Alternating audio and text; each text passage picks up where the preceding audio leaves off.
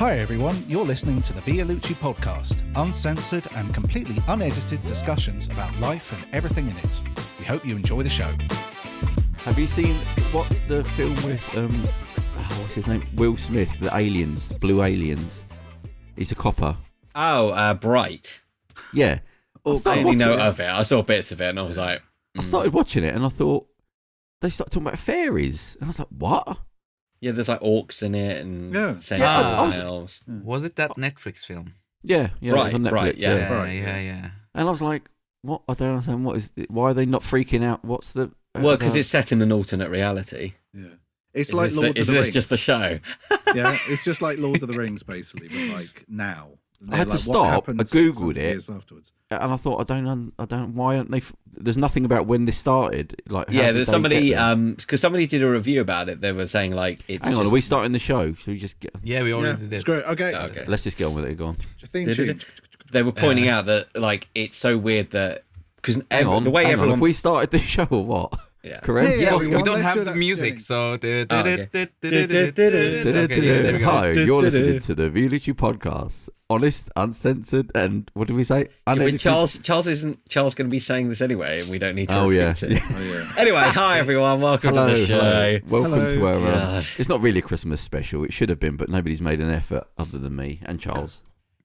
I would like to point out for the record that Charles has what could well be a model of Minas Tirith. And It's the crystalline entity. Come on. yeah, it's a crystalline entity from Star Trek, and Theo has something he tore off his neighbour's bush from Tesco's that I bought about half an hour ago. in rage because they didn't put their recycling out in the way he would prefer. Oh, and we got Kerem with us. Yes. Yeah, here they go, Kerem. It's some sort of special because we thought we'd bung him in as our sort of VIP guest. Yeah. It's a guest appearance. That's it. Glad to be here. Kerem, are you excited? Yeah, you excited to be on the show? Very much so, yes. Yeah, it's the first show that he's going to be on where he can't be listening to the Joe Rogan podcast while it's recording. Yeah, like he's got to focus on the show. Watching games. So if anyone's ever wondered why the sound is almost professional on our show, it's because Kerem has made it so the whole. Almost. How cruel. No, I mean our show is almost cruel. professional, but the audio is always professional. There's an anomaly there. We were just talking about the quality of podcasts. Podcasters are so bloody lazy. So we've just talked. Yeah, As a species, certainly. Yeah. I admit. Though, yeah. I don't know if we're sort of like there's some sort of podcast Me Too that we're getting into dodgy territory, but as a group, they are quite lazy. What? I don't want to be accused of being anti-podcasters in the future or something. We get sued. Oh right, yeah. Me Too isn't just mean against something. It's not. I thought it's just people that complain, sort of thing. No. Oh my god. Well, now we're going to get complaints. I don't. Yeah, no, I'm not. Yeah, I don't think you're using me too. Should we just move off from this? But, I don't know what it is so properly. So it means that you're a sex pest or a sex assaulter. I thought it meant like it means you're a victim of.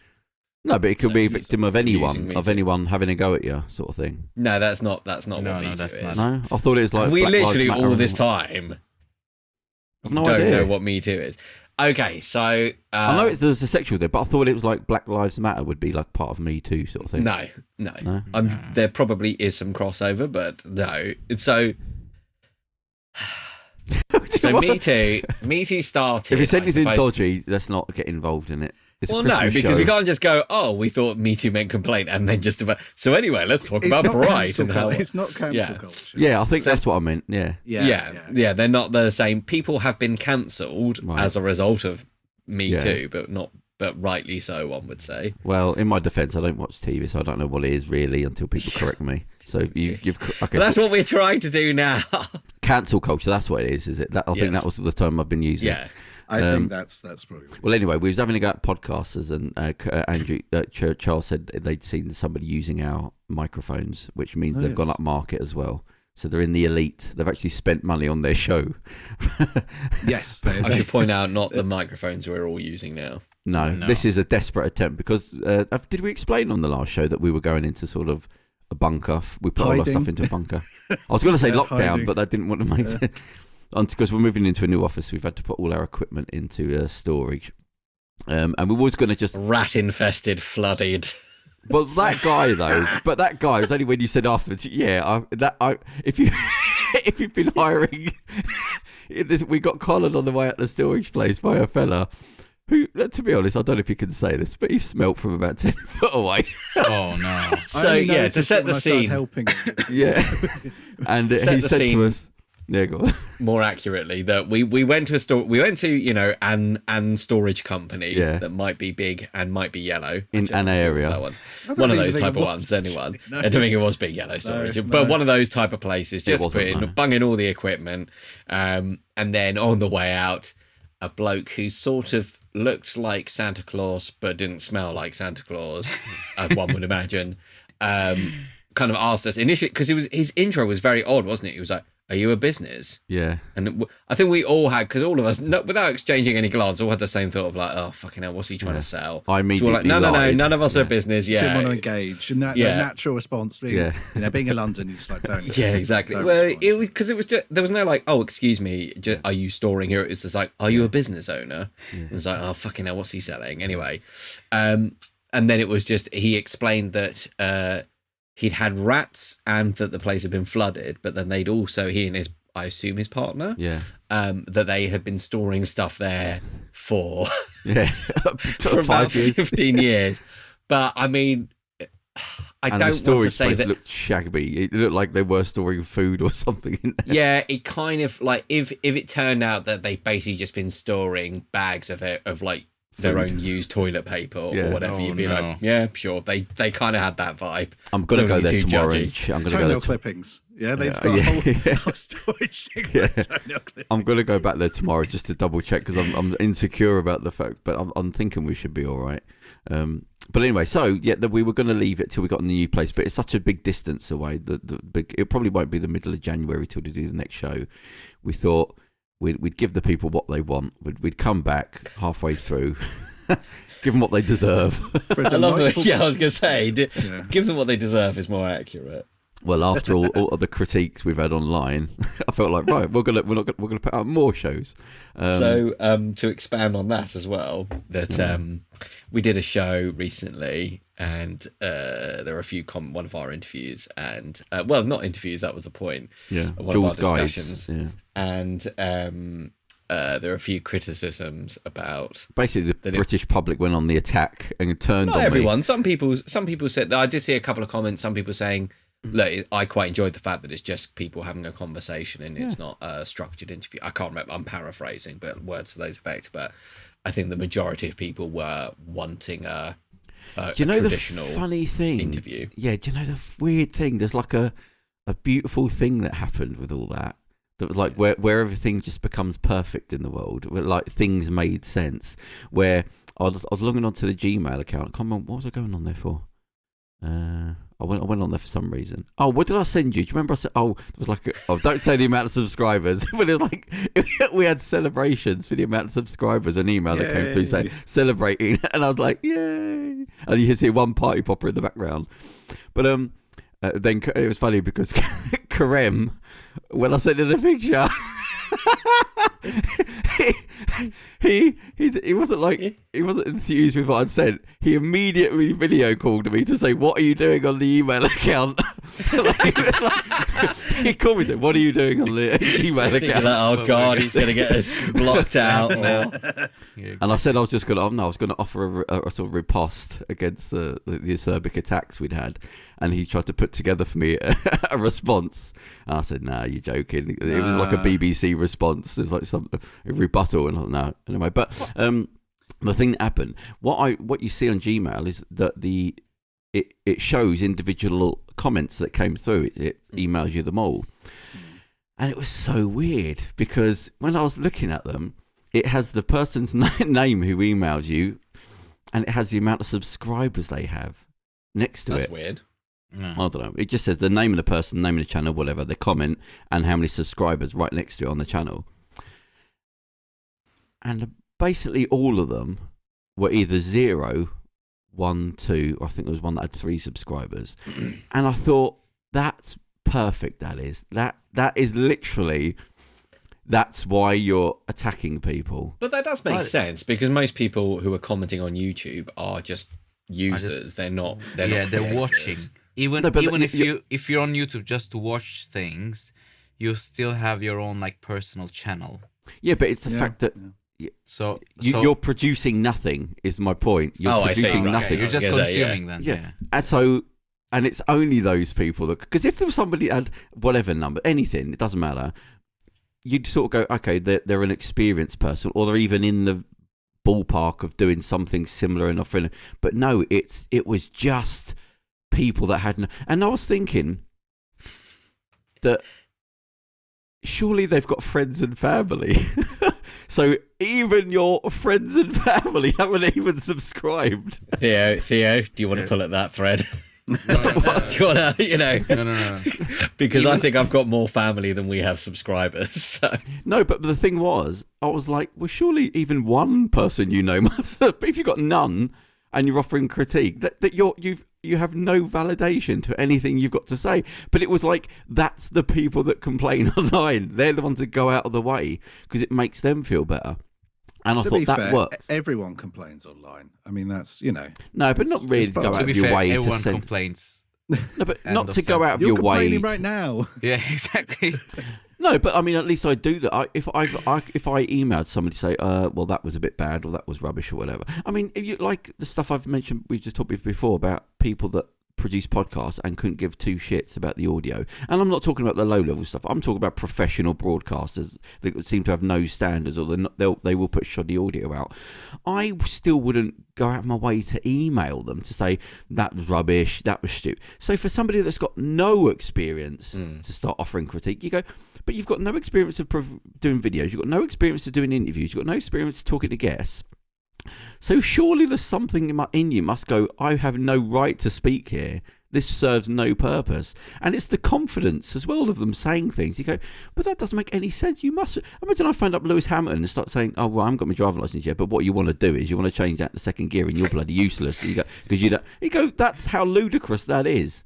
But that's every sports fan, though, isn't it? Like every sports, every football fan, you always know what to do. And like, I think it's the fact of going to the effort to email. That's the thing. It's going out of your way. Because I almost think when people put nice things on there, that actually says a lot more than the opposite way around. Because you don't have to do that, but they've chosen to go, by the way, I like what you're doing. That's quite big because you're taking time out of your day to do that. But to do it negative, to put negative things on it, not critique, not help, because that's a different thing. Just to moan that you're not doing something correctly, almost laughing, where you've got no experience and done nothing. It's like, come on, you must realise as you're typing that all you're doing is feeding that poison inside you. Like the reason you haven't got anyone following anything you do, even your family and friends, is because that's the type of person you've chosen to be. So it sort of feeds back in itself. You're sort of self-poisoning yourself. So I thought, what a strange thing to... You don't know what you're doing. I was going to go, knock, knock, knock. Oh, who's that at the door? Oh, it's 2021. There we go. Yeah. But it was just, it was perfect because I thought, yeah, that's who complains. People that have done nothing, got nothing, and not respected by anybody around them. Have you stumbled upon this crazy idea that miserable people like to lash out to make themselves feel better? Yeah. No, but it was just the vision. What it was because it wasn't an idea. It was the clinical nature of the numbers that was there in your face. It was, I've got 0 people following. Nobody in my life cares about what I do, so I'm going to tell people that are doing something what they're doing wrong. But it was the numbers. If someone had a load of followers, would they be allowed to? No, but it wouldn't matter if it was 500 or 5 million. It wouldn't really make a difference. But you've got to have somebody at least. If you've got no one. It was that 0 and 1. It was like the majority of them. I just thought, but that just says who you are. That's why you're person complaining. Yeah, I think it's a lot of it is like it's having a shit. They're not necessarily bitter all the time, but if you're having a shit day, you're annoyed by something or annoyed by us in this instance. Yeah. And it's so easy and you're actively encouraged to comment on things. The comment box is right there. It's easy for you. I need you to see that I'm angry at what you're doing. But you're just saying what's wrong with you. That's all you're doing. Hey, they got rid of the. Yeah, well, I think this is all constructive criticism, and we need to take it on board and move on. Really. Yeah. No, I just felt sorry for them. And when the numbers showed up, I just thought, you've chosen that life. You've chosen the life of poison. And now it's turned up. Like, what's that saying? Don't stare into the abyss because the abyss will stare back at you. That's what they've made that deal. That's why Kerem watches Joe Rogan instead of us. Yeah. Kerem. How you doing, Kerem? You're right. Spicy anti-vax. I just went back to the video and I'm still saying, after you written, I don't know, I get some kind of... It's funny, like how unrelenting it is. He's still carrying on now. because you've written something, and under what you have written, someone said, conversations have and capitalized 2 or more people talking. So no, it was not a conversation. I don't think that's fair. They're just like, what's 2 or more people? On. What's the conversation? Yeah, but I think they were trying to insinuate that you were just talking all the time. And it was not a conversation. But I didn't really got that because there was times where he was carrying on for a long while. Like, I think maybe at the beginning that's what it was, where we were sort of joking backwards and forwards. But by 10, 15 minutes in, he was going off and talking about different things he'd done. Yeah, but people probably stopped listening. Well, then they got no right to comment. Yeah. You can't look at... Imagine if I commented on a film that I'd seen 5 minutes on, and then went, "Oh, it's a rubbish film." People do that all the time. Most people don't read. Most people don't read. Like people comment on news articles, and they'll just maybe read the headline, maybe the whole headline, and then they start going, "This is disgusting." Yeah. Oh, these bloody people. But the overall thing is, I just felt sorry for them when there's just nobody was following them. I thought, "Oh, you've got." That's the numbers you should have for the people that are writing those in. It works. It's beautiful. It's the universe clicking into place. And I thought, it actually made me sort of feel warm inside that the universe has done something right. That's what filled you with festive cheer, was it? No, it was because the universe there was justice to it. It clicked into place. I thought, oh, that makes sense. And so that's a beautiful thing. That's a beautiful thing. Anyway, talking on the internet, I've made some notes that I've just seen, weird things I've seen online. So Andrew, you might need your computer. Is this a new segment? Yeah, Have we finally got a segment for the show? There were segments and in other news that we were going to put on, but because we can't get settled anywhere, but we will start becoming more formulated. What's the word? Formulaic. When we get back to the new studio, and we can relax a bit. But so Natwest have just got fined 265 million for they pleaded guilty to what is it? Can you Google money laundering, weren't they? Yeah, money laundering. Wasn't it just literally bags of cash? Yeah, there was one point where £700,000 were taken into the account in black bags and bins. It's like that scene in Scarface, where they just keep like the montage. They keep turning up with more and more bags of money. Yeah. And they've been fined 265 million. That's like a bank. Like I think over £5,000 or something like that. An alarm has to go off, and over 10,000, it has to be investigated like cash. So you go. So they brought nearly £1 million in black bags, and I looked. No one's in jail. No one's in jail. Not. No, it's corporate thing. No. They'll probably get a fine or something like that. There was something I saw recently. I don't know if it was America or in England. There was a woman was getting done. I think it was like some money went into her account. It's one of those things by mistake. Somebody put the wrong sort code in and it got into her account, and it was like £20,000, and she left it for ages. And then she was like a single mother or something. She ended up dipping in a little bit. And then 2 years later, they found out, wanted the money back. She hasn't got it and all that. And they say she was looking at up to 5 years in jail. And I was thinking, and it was only a few days before I saw that. I thought, what a joke! What a 20 grand. And she didn't aim big enough. That's the thing. If it had been 20 million, she got a pat on the back. She'd be on Time Person of the Year.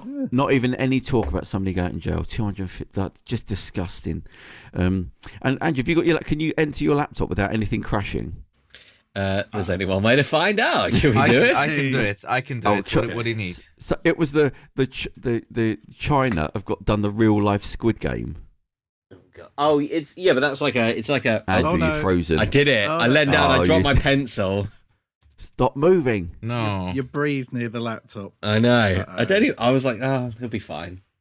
Andrew, you're not gonna have to drop out and drop in again, are you? You can hear me, right? Yeah, we can but I can't. You're not moving. Well, Kerem, can he physically drop in and drop out and keep the audio recording or not? Didn't we just do that now? What do you mean? just before the show. What did we do to solve it? I just left and came back. Well, yeah. Let's just. I can do it. Let's see what happens. Yeah, let's try. With the whole. I was going to say about in the meantime. Okay, about money laundering and whatnot. Yeah. I remember Barclays, this was a while ago, I think about 10 something years ago. Barclays had the biggest corporate fine in history for money laundering. No, sorry, it's HSBC. HSBC had the biggest corporate fine in history. Yeah. And because they were basically money laundering for the cartels. I think it was the Sinaloa cartel, so one of the big cartels in Mexico. And they were literally bringing over hundreds of millions like a month. And they in fact got into the point where these convoys were coming up from Mexico, and they did a deal with the cartel where they're actually providing private security for them. Oh, so they were paying for private security to protect these things. And like they ended up getting fined billions because they were like, where's this coming from? This is coming from like shops and dry cleaners in like Mexico. Like, what the hell? But it's just that thing of just... And no consequence, not even in the talk of consequence, just a fine. That's all it is, a fine. Bung it on. Yeah, but if it's worth hundreds of billions, what's that fine do? Does nothing, just bounces off them. Well, the Queen can tax evade and do money laundering schemes, and that's fine. And we're just all supposed to forget. Yeah, it's like you've just got to get used to the fact that, no, it is literal. It's not that is just the system. That why are you complaining about it almost? Kerem, did you bring up the China real-life Squid Game thing? Yes. What was it saying on there? What was the specifics of it? I couldn't... China's real-life Squid Game. How organs are harvested from thousands every week for a kill-to-order market and why the world is powerless to stop it, it says. So that's the other thing. I mean, there's a big thing with... in like the Asian countries where they are poor, and there are people that are going into sort of small rural areas and just saying like, we'll give you £5,000 for that person's kidney, we'll give you that, and they've got nothing, and then they ship them over first class, get the thing out and ship them back again, and you go, that's real, not just like some weird little thing that goes on a lot. Like, I think there's a thing in America now where they're having to actually say this did not come from like an impoverished person's background, like it was given. They're having to source organs. Yeah, like blood diamonds. I want to know the source organs. Yeah. free from. Yeah. But yeah, Jesus Christ, like buying. I mean, that's a film. Like that is a horror film. That buying organs out of people for the rich. Basically, that's what it comes down to. Also, Andrew. So where's that? Andrew, you still there? I don't know. Am I still there? Yes, you are. Visually, yeah, you are. Am I echoey? No, you're not echoey. Have we given up on the visual changing then? Yeah, I think so. But I never know if you're there. That's the thing. Am I not here? Yeah, we can hear you. We but can can't hear you. We can't. I can see me on my thing. But I don't know what it is about this laptop. That's the same I'm echoey for myself. Before. So it's very confusing. But yet, do you have any there's other some weird problems glitch with Skype. Just on your laptop? Like Skype. Yeah. What brand is it? Huawei will shame me. Oh, see, this is what I mean. Come on, Andrew. You're supposed to be a revolutionary and you're using bloody hacked equipment, apparently. You're right, because no one has ever hacked anything other than a Huawei. You have got some, what was it your grandmother was? Chinese. I'm not saying anything. Yeah, but you're not saying something. Yeah, what do you not say? Yeah, what is it you're not saying? That's a great statement. You're right. If you don't have Huawei, then I don't Secret Service can't. I don't want people you. listening to our conversations. I'm worried about how my audio is going to sound. Yeah, you now started to sound a bit robotic. Yeah, that's an official sound engineer term. Oh yeah. Oh, I'm just gonna do medium of dance. Yeah. So also, there was a thing about this. There was a guy who got nicked. He had to go to court because he tried to pay for fuel with the commemorative coins. You know, the 50 quid coin things. Oh yeah. You get these in England for overseas. Yeah. The Queen brings out coins that aren't usual currency, and they basically wouldn't accept it. And he was like, "Well, no, this is like it's an official, it's legal tender. You might not have seen it before, but he got nicked for it. He had to go to court, but they had to pay him back. Like he got £5,000 money back to say no. Technically, it's legal tender. They should have had to accept it.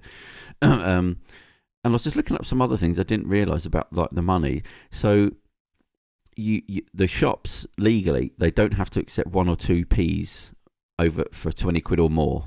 Below that, there's a certain amount 20 quid, and they can accept commemorative stuff, or sorry, they can accept coins, but they don't have to accept them over 50 quid. So over 50, that's the limit where you now have to pay in notes. So 1 or 2p's up to 20 quid, they can say no after that. But even that's a bloody stretch. You think, no, $5. You know, why 20? Imagine going into a shop with 20 quid's worth of 1 and 2p's. Yeah, I remember. Just if you want to fuck with people. Oh, he's back. You're back. Oh, yes, you're back. Am I back and alive? Yes. Yeah. Hey! Yay! It was the word fuck that I think did it. Exactly.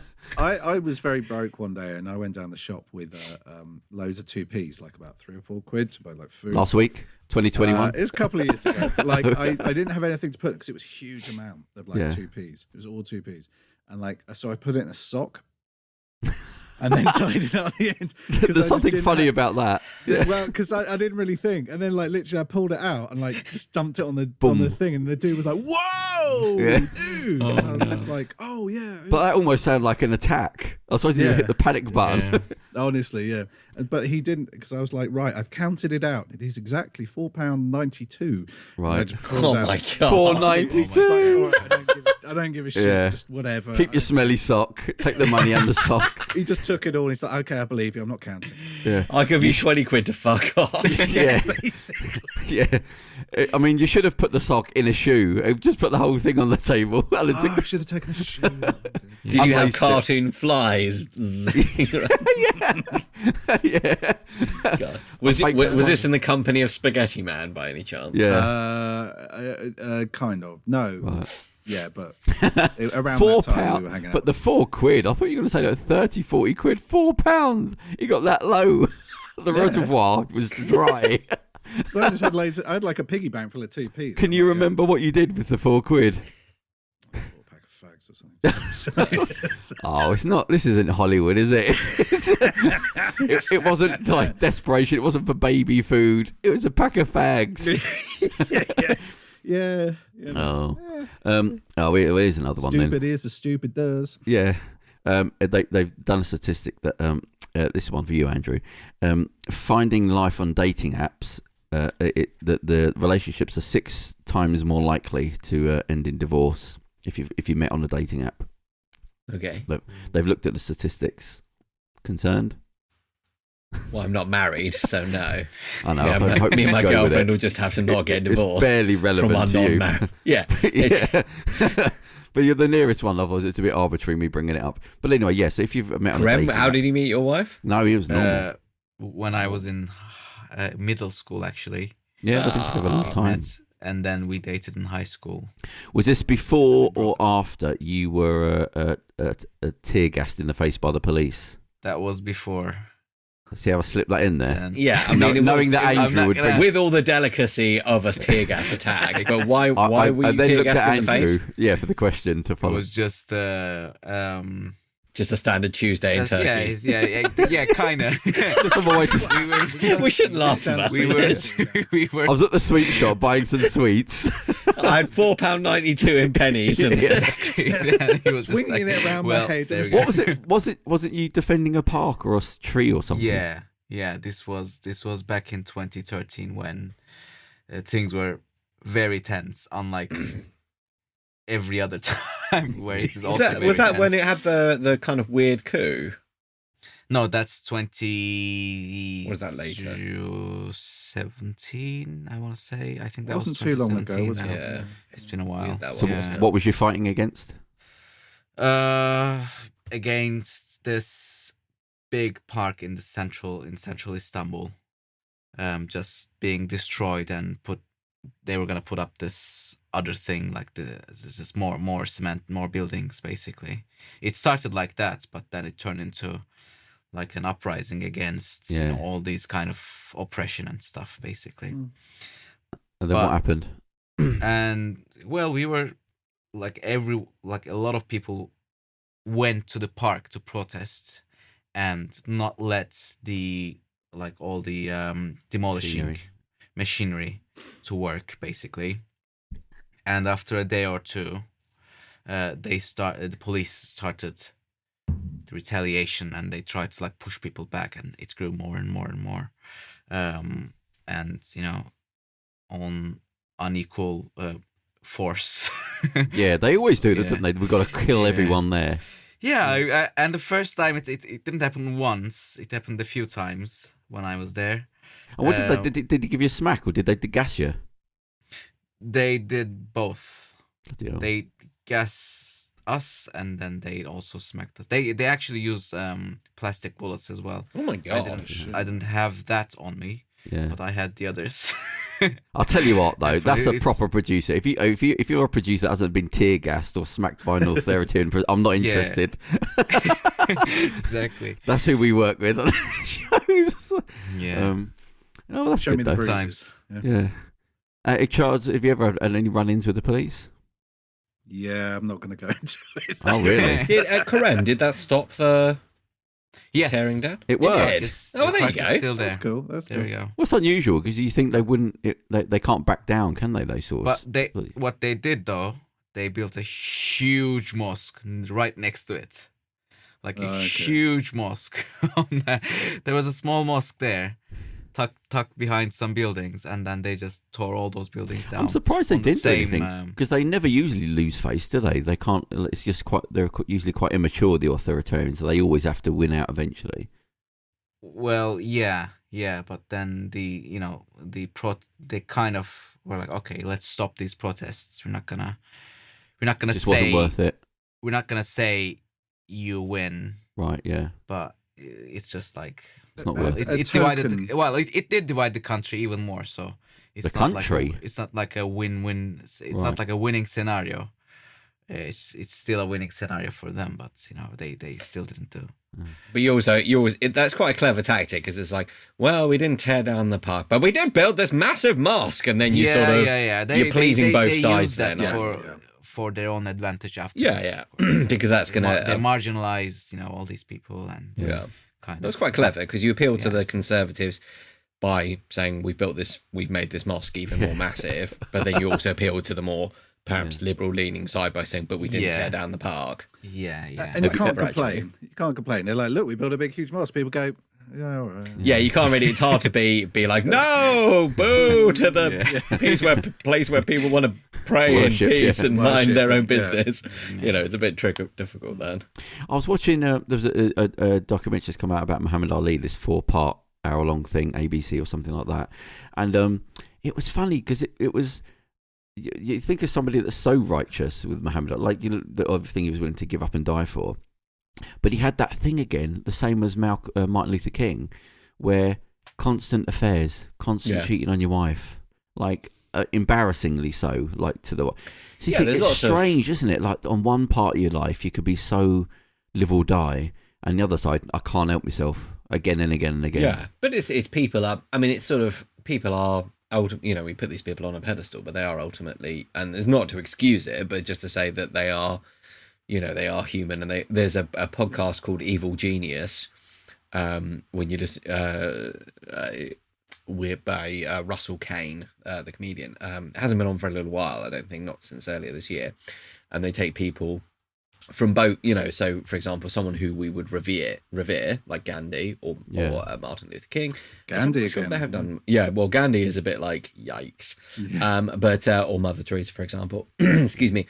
Or someone like Margaret Thatcher, who is generally quite demonised, and they present the case for why they were evil or why they were a genius, and it is quite staggering. Some of the people, Charlie Chaplin, this cultural icon, who also basically had sex with a 15-year-old, and she might have even been young. One of the I think, again, he's one of these blokes who had about 57 different wives over the course of his life, and I think one of them was very young. But obviously Elvis, who people, again, a cultural icon, but used to enjoy watching underage girls. I'm sorry, this is not very pleasant, but underage girls wrestling in their underwear for his pleasure. And that's obviously what's the best we know. And that obviously he, although they were together until his death, but then Priscilla Presley was underage quite significantly. When they first got together. Now, both they always said, and she's always said even since he passed, where one could say that she might have the freedom to to say if something did happen, but she always said, no, we never did anything until I was over age. But still, that's, even if that's true, you're like, that's a bit icky still. If you're some guy in your 30s going out with a 15-year-old. Yeah, I think even if he was 14 when they met. Yeah, I think it is. Yeah, but it is like yikes. But there's also, there's like Buddy Holly. Was it Buddy Holly? Oh, I don't know about that. I don't mean as in to refute. I mean, I genuinely don't know. Yeah, there's a lot of people. But there was a band, I can't remember, one of the major bands that were touring around, and their groupies were like 15 years old going on the tour buses. Yeah, I'm afraid. Yeah, unfortunately. Unfortunately, it's the wrong choice of words. Do you know, what's his name? Steve Coogan. He's playing Jimmy Savile in the documentary about his life. What? Yeah, it's a good... because he's a very good dramatic actor, but it is, and once you say you don't think, oh, Steve Coogan looks like, but he's sort of got that kind of pointed chin. And but you know, in the original Spitting Image, he was the first, did the spit of this the. Oh, okay. He did the voice. Yeah, you know when they used to do that all jingle jangle, all that. Now then. Yeah, that came from him. Steve Coogan made that up. He never actually said all those things. No, he didn't know. But he did the voices for it. So now I saw a scene of him, and it's got this tracksuit and the ponytail. It looks really weird. It's like, I think I've seen an image of it. It's one of these weird things. I'm like, I don't. And a friend of mine is in it actually as a supporting character. I don't know how much. I think he's playing a detective. But is it a docudrama then? No, I think it is. I think it is a drama. Straight drama. But it is a bit. It's one of those things. You go like, I don't know. Because it doesn't end well, does it? There's no justice. Because he got away with it. Yeah. The justice is the infamy of his name and his reputation. But it is sort of like, well, that doesn't mean anything to him, and he doesn't have. Yeah, there's no one going, oh, well, I was part of the. I'm sure there probably are apologists and people in terms of a storyline, how it ends, because it's sort of like he did it and he got away with it. What's the? I mean, unless it was the laws, this, why do I need to watch this? Unless it was at the end, they would have to play on the fact that laws were changed, people were arrested, blah blah blah. No one was. I think there were all sorts of. It opened up a can of worms, at the BBC, where. It was saying, well, what else the fuck was going on? I mean, that wasn't the name of the official investigation, but there was all sorts of things. And so some people, again, kind of thinking back to Me Too, but you had people like Dave Lee Travis who were being exposed as sexual predators, but also the odd instance where someone was accused of something. So, for example, Paul Gambaccini who's a radio DJ. He was accused of sexual assault, but there was no evidence to corroborate. And he said, but the thing is, now I'm forever linked and tarnished along with Saville and all these other people. But I think there's actually substantial evidence to disprove any allegations against him. I'm not sure on the latest developments. Do you know? The cover of Nirvana with the baby, the floating baby. Yeah. That baby is now suing them for sexual exploitation. Yeah, well, he's suing them because he's it's a very strange. But for the longest time now, obviously someone's entitled, of course, to change their opinion. But for the longest time, he's lived quite happily off that fame. Even recreating that pose, I think the same photo like countless times. And it's sort of a bit I don't know how a judge could allow that. That's because I guess money. the parents, if they sign release forms, but his argument is, well, I was a baby. There's no right and wrong, so that's got to be an out of court settlement, isn't it? I think you just break him. You just go. Which is probably what he's aiming for. I'm sure he's probably suing for, £50 million, and he'll take 70 grand, which is often what these, when you hear these outlandish things of, for example, the woman who tried to sue a Pop-Tarts or whoever it is, Kellogg's, I think it is, for £5 million because she wasn't getting nutrition. She found that it was misleading about how many strawberries were in it in the nutrition. Now, I'm sure in her private moments and with her lawyer, they're probably like, you're not getting £5 million, you're not even getting one. You might get 10 grand. But that's what you do. You make a lot more. And then you get half of they're that. paying you fuck off and shut up money. I don't know what is that thing with America. Why is it that the amounts are so much bigger for like personal injury and all that? Is it the size of the company that you're? How much the company's valued at? I don't know. Hear that in America. If you get a broken arm here, you get like 10 grand, whatever. In America, it'd be like 1.8 million for a. I was going to say you don't 10 grand for a broken arm. Ridiculous amounts to mend that arm. That's true. True. But it's also, I think there is that entitlement thing of like, you've inconvenienced me, so now you need to pay me £1 million. Yeah, but I mean, why is it so much bigger in America? That's what I don't understand. Why are fines hundreds of millions? I think we don't do emotional damage.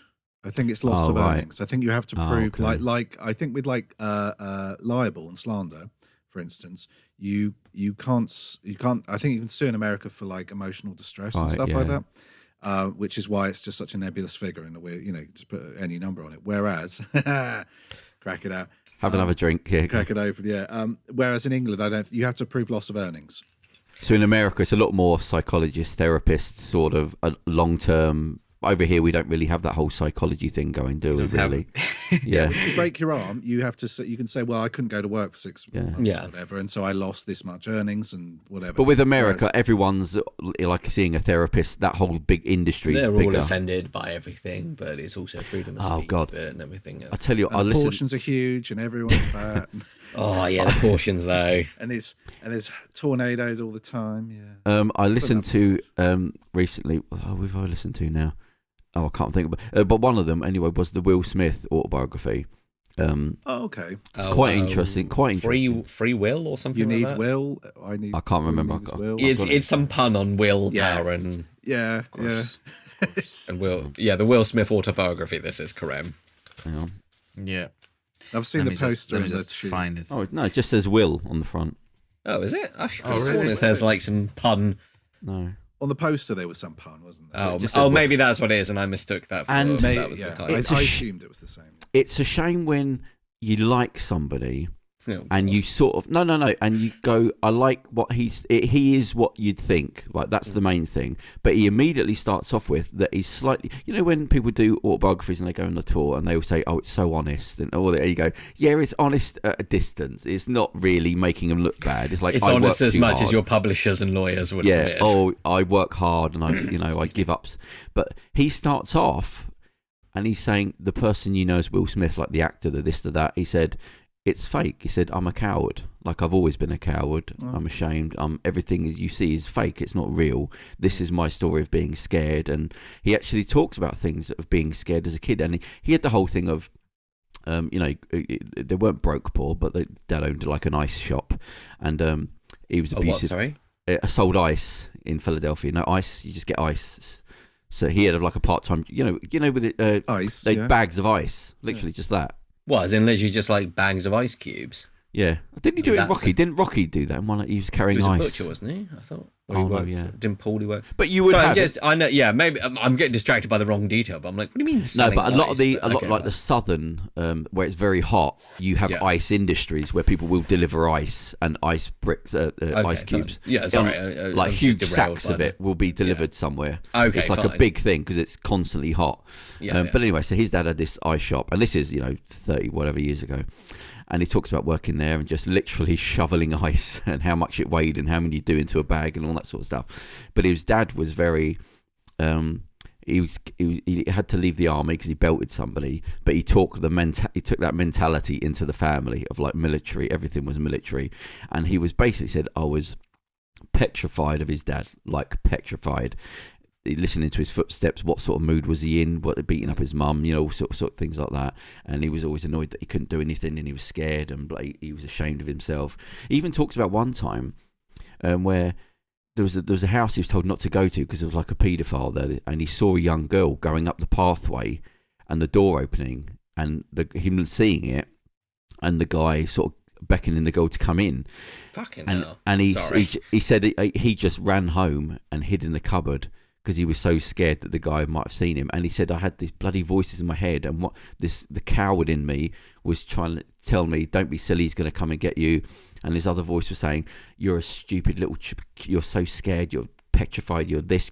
And then the other voice was saying something could be happening right now if you don't go and tell somebody. And then your other voice was kicking in, and he didn't tell anything. He said, I didn't tell anyone. He said it was all right because it turned out a grown up had seen her go in and somebody had called the police and all that. But it was just, he kept explaining these things of like, I was just a coward. I was just constantly scared. And the whole thing was him being funny, because funny meant safety. He was trying to make his dad laugh a lot. And if I make him laugh, then he's not going to be in a bad mood. He's not going to attack the mum. And then that just spilt out into everything. It was a control mechanism. Wherever I go, I want people to be laugh. And it's to make them so there's no friction, because he's constantly scared. And his whole thing is like, my whole character's fake. He said, I'm a scared character. It's interesting. That's sort of a bit like Ryan Reynolds sort of fairly recently said. Who's that? The guy who plays Deadpool. Trying to think what else that's probably still what he's most famous for, isn't it? But probably. He's an American actor, but his kind of persona, he's sort of one of these people that kind of basically plays themselves in everything, but that's what you pay your ticket for that. But he's sort of wisecracking and very droll and self-deprecating and all this kind of stuff, and very fast talking and acerbic. And he said that is actually because he suffers from massive anxiety. So it's almost like he's on the front foot with this constant stream of jibber jabber to then control the situation. He talks about, even like with his relationships, this thing. He said, I'm a pleaser. He said, I will strangle somebody by just trying to please them again and again. He said, because to me, if there was any gap, like they didn't think I was amazing, then they must think I'm shit. And they see inside me, and that's why everything falls apart. He said, so I constantly would ruin things by trying to overdo things constantly and suffocate people. But he talks about his dad. Yeah, so his dad, there was the big thing he mentioned in his life was building a wall, like this giant, great wall outside their house that needed to be built. Yeah, build that wall. His dad, Trump. Yeah. I thought of it until he said it. Philadelphia. Lock everyone up. Lock everyone up. Just lock everyone up. It sort of stayed with him, as it would when you're a kid. He said this massive wall. It took them a year of building it. They won't let it go and play with friends. It's him and his brother. And they were like, he was saying, this wall will never be built in my life. It's not enough. It was a huge, I think it was like a 10-foot wall thick. And he's like a kid, like 7, 8 years old. And his dad, would be saying to him, like, because they would just be fighting it mentally. It's not going to work. We can't do it. And for a year, they had to build this wall. And his dad did it just to prove a point, because they said they couldn't do it. And he would break it down to say, look, the dad would be saying, there's no such thing as a wall. There's just one brick. There is no wall. Stop seeing the whole fucking wall. There is no wall. There's just one brick. And he said, they hated it the whole way across. They were arguing. And he just said, we put all the bricks down. And when it was done, Dad just said, so don't ever say you can't do anything again. And he said, that just stayed with me the rest of the life. It's just one brick. Stop seeing the whole wall, because you won't do it. Just see the brick. If you lay that brick. And again, it's a mental way of doing it, but it sort of stayed with him. So he uses that throughout his life. Is every huge problem that people can't do because it's impossible. He said, I'll just break it down to that single thing. But it's that old football cliche, isn't it? Of just focusing on the next game. You know what I mean? They always lots of teams say that. They say, no, I'm not thinking about the season or anything. We're just preparing for next game. Yeah. We're 40 points ahead in the league. Yeah. And there's only a possible 41 left. But we're only focusing on, we're not thinking about the title yet. We're just focusing on the next game. The funny thing was, though, so he was very grounded, and he's from Philadelphia. It's a rough area and all that. And the thing is, he after his first West we've all got the song. Yeah. He does. He on a playground. He goes through the whole thing. Well, the thing is that he said that came from reality. Like everything that happened, even in the guy he met who ended up being his bodyguard was one of the guys that was bullying him in the video. Like a big drug dealer that he ended up being his bodyguard. But he's the one. He said, when you see me getting like threatened, he said that's my bodyguard. Like that. But the story was like that's what happened. I had to move away and blah blah blah and all this thing. But anyway. But he does talk about the fact that how it all went completely tits up when he's like in his early 20s, when he was so big, like he had the record out, the this and that, and then it all just went to kaput. And there was one point where everyone was just embarrassed because it failed, and he couldn't even get into a club. Like they didn't want him in there, and people were coming out and seeing his face and saying no, and just everything had collapsed, and he had to borrow like $5,000 and just disappear, and he had nothing left, and like all that confidence, everything had just been knocked out of him. And then he gets built up accidentally through the Fresh Prince of Bel-Air and blah blah blah. Well, that's why he took it, wasn't he? Because he was broke. Yeah, because he needed money. So he didn't have he had anything else. no interest. Somebody just said to him, "Can you act?" And Quincy Jones, I think it was, and he had to do an audition at a party, which he said, I spent 10 minutes trying to convince him I cannot audition in front of people with no. And the guy said to him, "Okay." He said, "Well, how about next week? Yeah, do you want to do it next week?" And he was like, "Oh yeah, thank you." Blah blah blah. Because they were literally moving furniture at a party. Go, "Will's going to interview for this thing." He said, "No, you can't do this to me. You cannot do this to me." Dance, dance, dance for everyone. But Quincy Jones, he was going to. Quincy Jones was like, "Okay, well, how's next week?" And he said, "Oh, thank." He said, "Yeah." He said, okay, that'd be great." He said, Quincy Jones went, "Well, would 2 weeks be better? Would you prefer 2 weeks?" Well, he went, "That would be perfect. 2 weeks would be perfect." But he said, I sort of realised that he was just taking the piss. And he went, "Okay, well, this is what's going to happen. A week from now, I'm going to try and get people. He's not going to be free. This is going to happen. Then he's going to say, I'm going to book to him next week. We'll try and do it next week. And then so-and-so is going to tell me that their kid got sick or somebody had to go away. And that guy's assistant was going to have to book him for a month away. And then just, you know what's going to happen after that? Nothing." He said, "Everyone that needed to do this show is right here in this room." And he's like, "Oh, Jesus Christ." And so he had to just perform in front of them. But the most interesting thing was he started, this is all reality. It's like scared of the mum, blood on the walls, the threats of the mum backwards and forwards. He said, I was so scared of my dad, I couldn't even leave the house when my brother kept antagonising him. Because his brother was just one of them people that just he hated the dad. But he was petrified of everyone, so he was trying to keep the peace all the time. But he said when they run away, he didn't have the balls to run away, so he ended up staying with the dad. So it's all this going through. But you see the transition to living into California with a lot of money, and then he meets the one girl and she cheats on him, which then he said that broke his spirit as a teenager, because he was like, he physically couldn't cheat on anybody. He said, "I can't do it." He said, "It's not in me." And then he finds out that the girl, he went on tour, and he's like arguing with his band, the people in his band, because they're bringing girls around, and he's like getting pissed off at them, and they're arguing about it. And he comes back to find that his girlfriend that he was in love with, that he was going to marry, had cheated on him. And he's like, it broke him. He literally went back to his mum's house. He was crying and all this. And but then, so he meets some other people. I'll go through the story. But then he meets the Jada. The Jada. Yeah, she's sort of a lot into woo-woo sort of land as well, where everything has to be perfect, love. Oh, right. I was about to be like, what's woo-woo land? Yeah. Just la, everything's sounds like a euphemism. Okay. But what happened then is there's two people that should have just been best friends were sort of like, they were trying to create love, but it's like one of those people where if it isn't perfect, then you can't be the right person. Do you know what I mean? It's like everything has to fit. Do they? People yeah, they did. Do they address the fact that she had an affair? No. So what happened is, because I was going to ask, are they going to get into details? Well, they weren't supposed. He does. Really big fan of him, and like I loved him on Fresh Prince of Bel-Air, and he seemed like such a cool guy.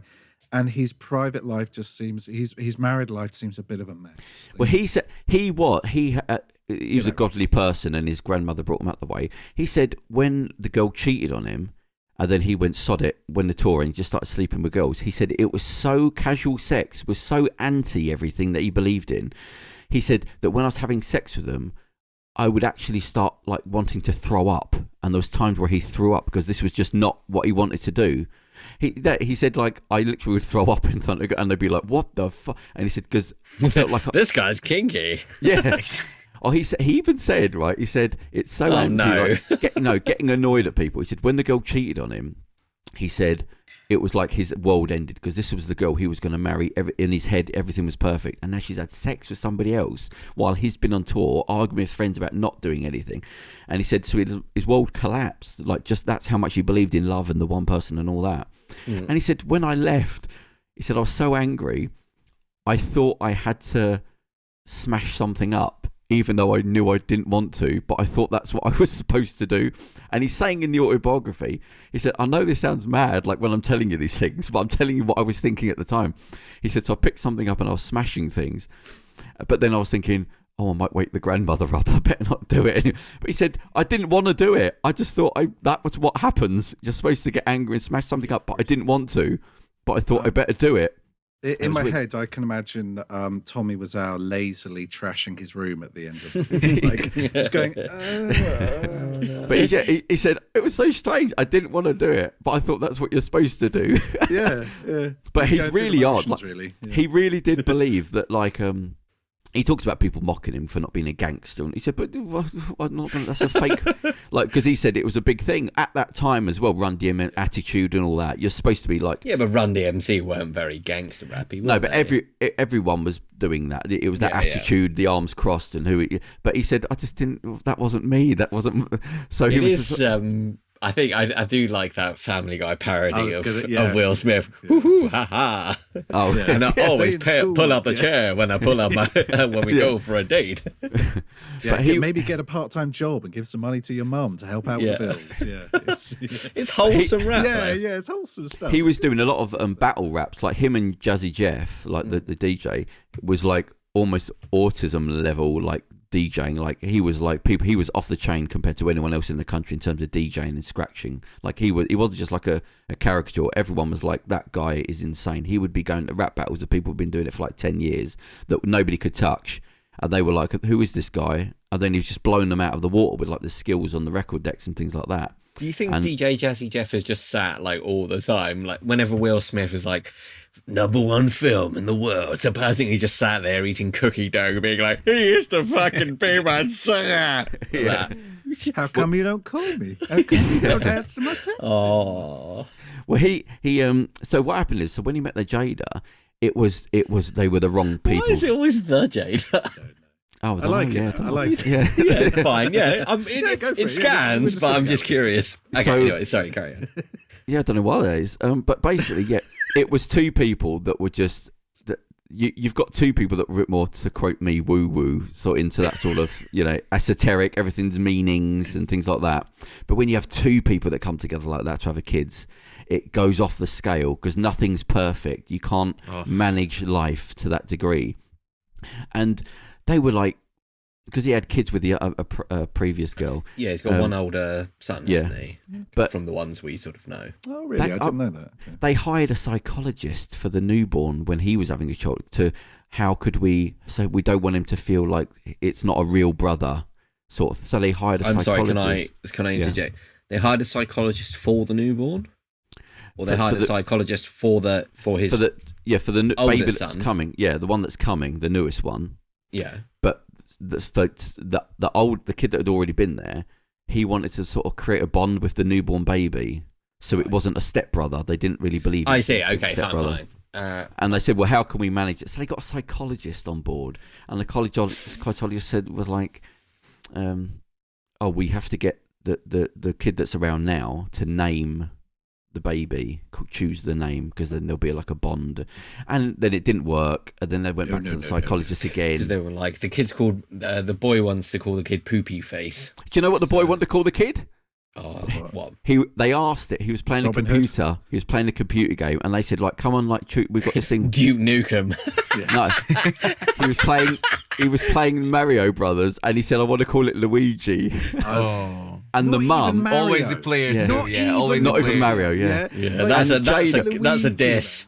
Jada was like not even like Waluigi. You know what I mean? Not even Wario, but like Waluigi, man. Because she went, "Are you sure, King Luigi?" Bowser. But like a kid, he wouldn't budge from the name. He was like, "No, you said I could call him, and I call him." Don't say like. Don't do that. Yeah. Present the kid with a couple of options that you're very happy with and satisfied with, and then say pick from this. They went back to the psychologist, and the psychologist sort of apologised and said, "Well, what you need to now do is," and I was like, "Oh, for God's sake!" What the psychologist said was, "What you now need to do after you sign this next check is." Well, they said what you have to do is get a dog. And then let the kid name the dog. I was going to say, let the dog name. And that's how. Present some names, yeah. Woof, that's woof, how we get Smith. Bow Wow. Yeah. Oh, amazing. And that's where you get the name Woo Woo. Yeah. But, so then luckily, they said it was 50-50 because they said, do you want to, the psychologist said, if you get the kid to name the dog, he won't want to wait to use his favourite name. So he'll want that name for the dog rather than to wait for the kid, because the kid won't want to wait to use the name Luigi because it was his favourite character on the computer game. And luckily, the dog, she said, yeah, he wanted to call the dog Luigi. She said, are you sure? But you can't call your brother Luigi. And he ended up saying, no, Christopher, because that was his best friend. But I thought, this was not needed. All of this was not needed. Like, this is too much time. Oh, what, in the autobiography? Yeah. But anyway, so this was the thing. This is all flavour. This is good stuff, you know? When the rich tapestry of life. Yeah. But so what happens is Will Smith, when he's bringing up his own kids now, it's being done in half of that overly California way of like, we have to manage this childhood through psychology. And you go, no, but you're going to end up creating a bloody nutcase. Yeah. You can't, because you've got the with Jada. What is the name of is it Christopher as the eldest son? Christopher Jaden is the boy that you'd know. Jaden is the one that's got Jaden, yeah, that was it. So Christopher is the eldest son from a previous, and then there's Jaden and his children another with two. Is it Willow? Yeah, Willow. That's the and other one. Is there another one? I think there's 4, but the two. Because the thing is, you think, well, they're trying to do the right. Both parents are like overly clinical of how do we bring up a child to be, what's the name mean, and what has got effect, all that. And you should always have somebody as a balance to that. But when you've got 2 people doing it, it's like, no, nothing's perfect. You can't manage this situation as if it's like some experiment. But basically, what happened? You look at it, and what happened is the Willow. I think it was Willow ended up bringing out a song. Oh, but you know, back and forth. But you. He's doing all the things that you sound right, you know, talking to them and explaining things. But if they're getting to these things with no, she wants to bring out a record, right? Well, here's the radio producer, here's the thing, here's the record deal. Now here's the thing. You go, but there's no process of building up to that. That's more damaging than you explaining the truth of what hard work is and all that, and going, yeah, but here's a record studio and here's the first number 1 record. But anyway, so that one. She says to him at the end of a concert, I don't want to do this anymore. And he's trying to explain to her, no, if you do something, you've got to be the best in the world. Don't accept second. And she said, no, I don't want to do it. She's like 13.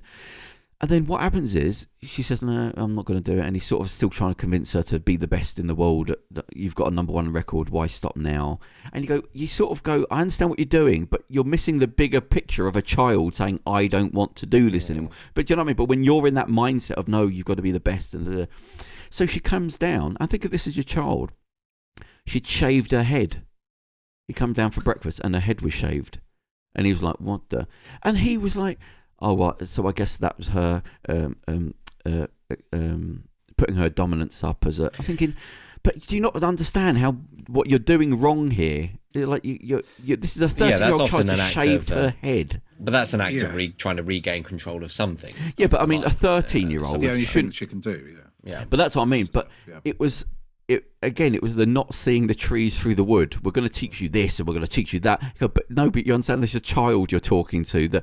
And if your child's shaving their head, like as an act of defiance against you go, that says things might not be on the right path. Imagine a 13-year-old shaving their head just to prove a point. Anyway, but then he's with the Jaden. He said at one point he realised that when he would come onto a film set, he was teaching his son this and that and being professional, blah, blah, blah. But then he realised that when he'd actually come onto a film set, people would say the son's energy would change because his dad was there now. Oh, I see. Oh, okay. So I felt like he would become the ogre somehow, that, you know, I've got to be perfect. My dad's here. I've got to be. So it's like you're trying to turn a child into a robot, but what you're saying is good, but you're not seeing that it's a child. You can't talk to, you know, but anyway. Yeah, he says one of the... Go on. Well, I was going to say he funded. I mean, he mostly funded After Earth, didn't he? Yeah, it was not good. Yeah, it was terrible, and it was a really bad idea. And he got M. Night Shyamalan on, and I think had input. He was producer, and I think he did part finance it. And you know, really, he basically bought a movie for his son. Yeah. You know? Well, that was the thing, and it was After Earth. It was good investment. On that film was weird again, because this is a bit where he loses perspective in the second half. He's now lost perspective of like, that's what I'm this saying is with a his child. family life, because there's one point, you know? he talks about being on After Earth, and he's in another room watching the screen of it going on, and that whole film was basically him trying to bond with his son. It's literally, he said, I'm going to have him on here and I'm going to teach him this and I'm going to make him feel comfortable and I'll make him feel safe. And you go, but you're giving a child a Hollywood film. That's more damaging to him to just be given all this stuff. And he said there was a time where so everyone, like his bodyguard said, like, you're going to turn this kid into a little, and I can't repeat what he says. He said because they're in like a hot desert, and his son's got like this air-conditioned tent where everyone else is scorching, and his son's got like a pool inside an air-conditioned tent. And his bodyguard went, you can't have this out here. This kid's going to turn up to be a little... But he's like, no, I want him to be... C-word? No, F. Feminine, let's just say that. Right. Blimey. Yeah, no. But to him... That's a bit strong. No, but to him, he was like, no, I'm protecting him. He's going to see. I'm going to help him do what he wants to do in life. You go, but you can't have him sat inside an air-conditioned tent while ever. That you're creating something wrong here. And he said, there's one point, and this is when he's now lost the plot. He doesn't. You think, oh, you don't know what you're doing anymore now. You're protecting this kid by giving him everything, but you're actually ruining. He doesn't. He's not earning any of this. And he said, I was in another room, and I was looking at the screen. And it looked like Jaden was discussing with the bloke something, and it looked like there was a little bit of friction. So he turned on the volume. And he says this is a positive. He said, oh, it made me proud of him because he didn't want to do something. And he said, oh, then Jaden said, oh, can somebody get my dad? And he said, oh, that made me very proud. Because he sees me as like his protector. I was thinking, no, you've just created a child on a set saying, I don't want to do something, and saying, can somebody please get my dad? Like, that's what you've created there. But was his dad the producer though of the film? I think he was. Yeah, he was the big. He was everything in it, like basically. But but he's now into the point where he's saying that as being proud of him, rather than you've put everyone's scorching in the heat in this desert. You've given your child an air conditioned tent with like a pool table and a stereo in there and all that. He's literally saying, "Get my dad on set." Like a child to the director because you don't want to do something. But he's now lost the plot. And then he said there was a bit when it broke his heart when he was 15. And this was the thing that really topped everything off for me with all of this. With all that teaching them and telling them and rules and blah, blah, blah, but at the same time giving them everything where they've earned nothing. What happened? The son came down the stairs and he basically wanted a divorce from the parents being a legal guardian. Like, I can't. Can you Google this? Was it the Emancipation? Yeah, there's a thing where you can remove yourself legally as put Jaden Smith, divorce from parents, something like that. And you see, do you not realise, like, if your child is coming down the stairs and saying, like, I feel so confident in me and being me that I now don't respect you whatsoever, that's a child that's never had to climb over anything emotionally because you've got that level of time to just go, oh yeah, I want to divorce myself from you now. And he said he didn't go through with it, but he said it broke my heart. Is there anything on there, Kerem?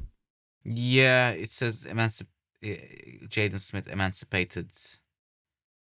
So he's gone through with it. It wasn't just a thing. No, he didn't. Okay. It's not emancipated. It's something It's else. emancipated, Emancipated minor. You can't divorce your parent. You can't technically divorce. No, but I don't think it was. I don't remember the word Emancipation is the. Yeah, it makes sense, but I don't think like that's what... It's like a legal guardian thing, isn't it? Yeah. Because you're setting someone else as a guardian. People do that, don't they? Because I think it's if you're under the normal, whatever the age of, I don't know, 18 Yeah, or but I think 21 in America, maybe, I don't know. Well, anyway, so basically it was something like that, an emancipated minor. So you've got one kid at 13 shaving their head. You've got the other one at 15 saying, I would like to remove you as an illegal... Think of like a child. Yeah, he was 15 after that film, After Earth. But it tied the thing off with me of like, there's two people that are trying to do things so perfectly that they've created a child with a shaved head, a child shaving their head, and another one saying, I want to remove you legally as my guardian. But the whole time is like, they're both trying to, everything has to be perfect in the spirit of the child and the psychologists to what would be the best name to use at the right time to, and you go, you've just bollocks this all up. You've completely bollocks the whole thing up. And it's sad because even right from then on, he doesn't.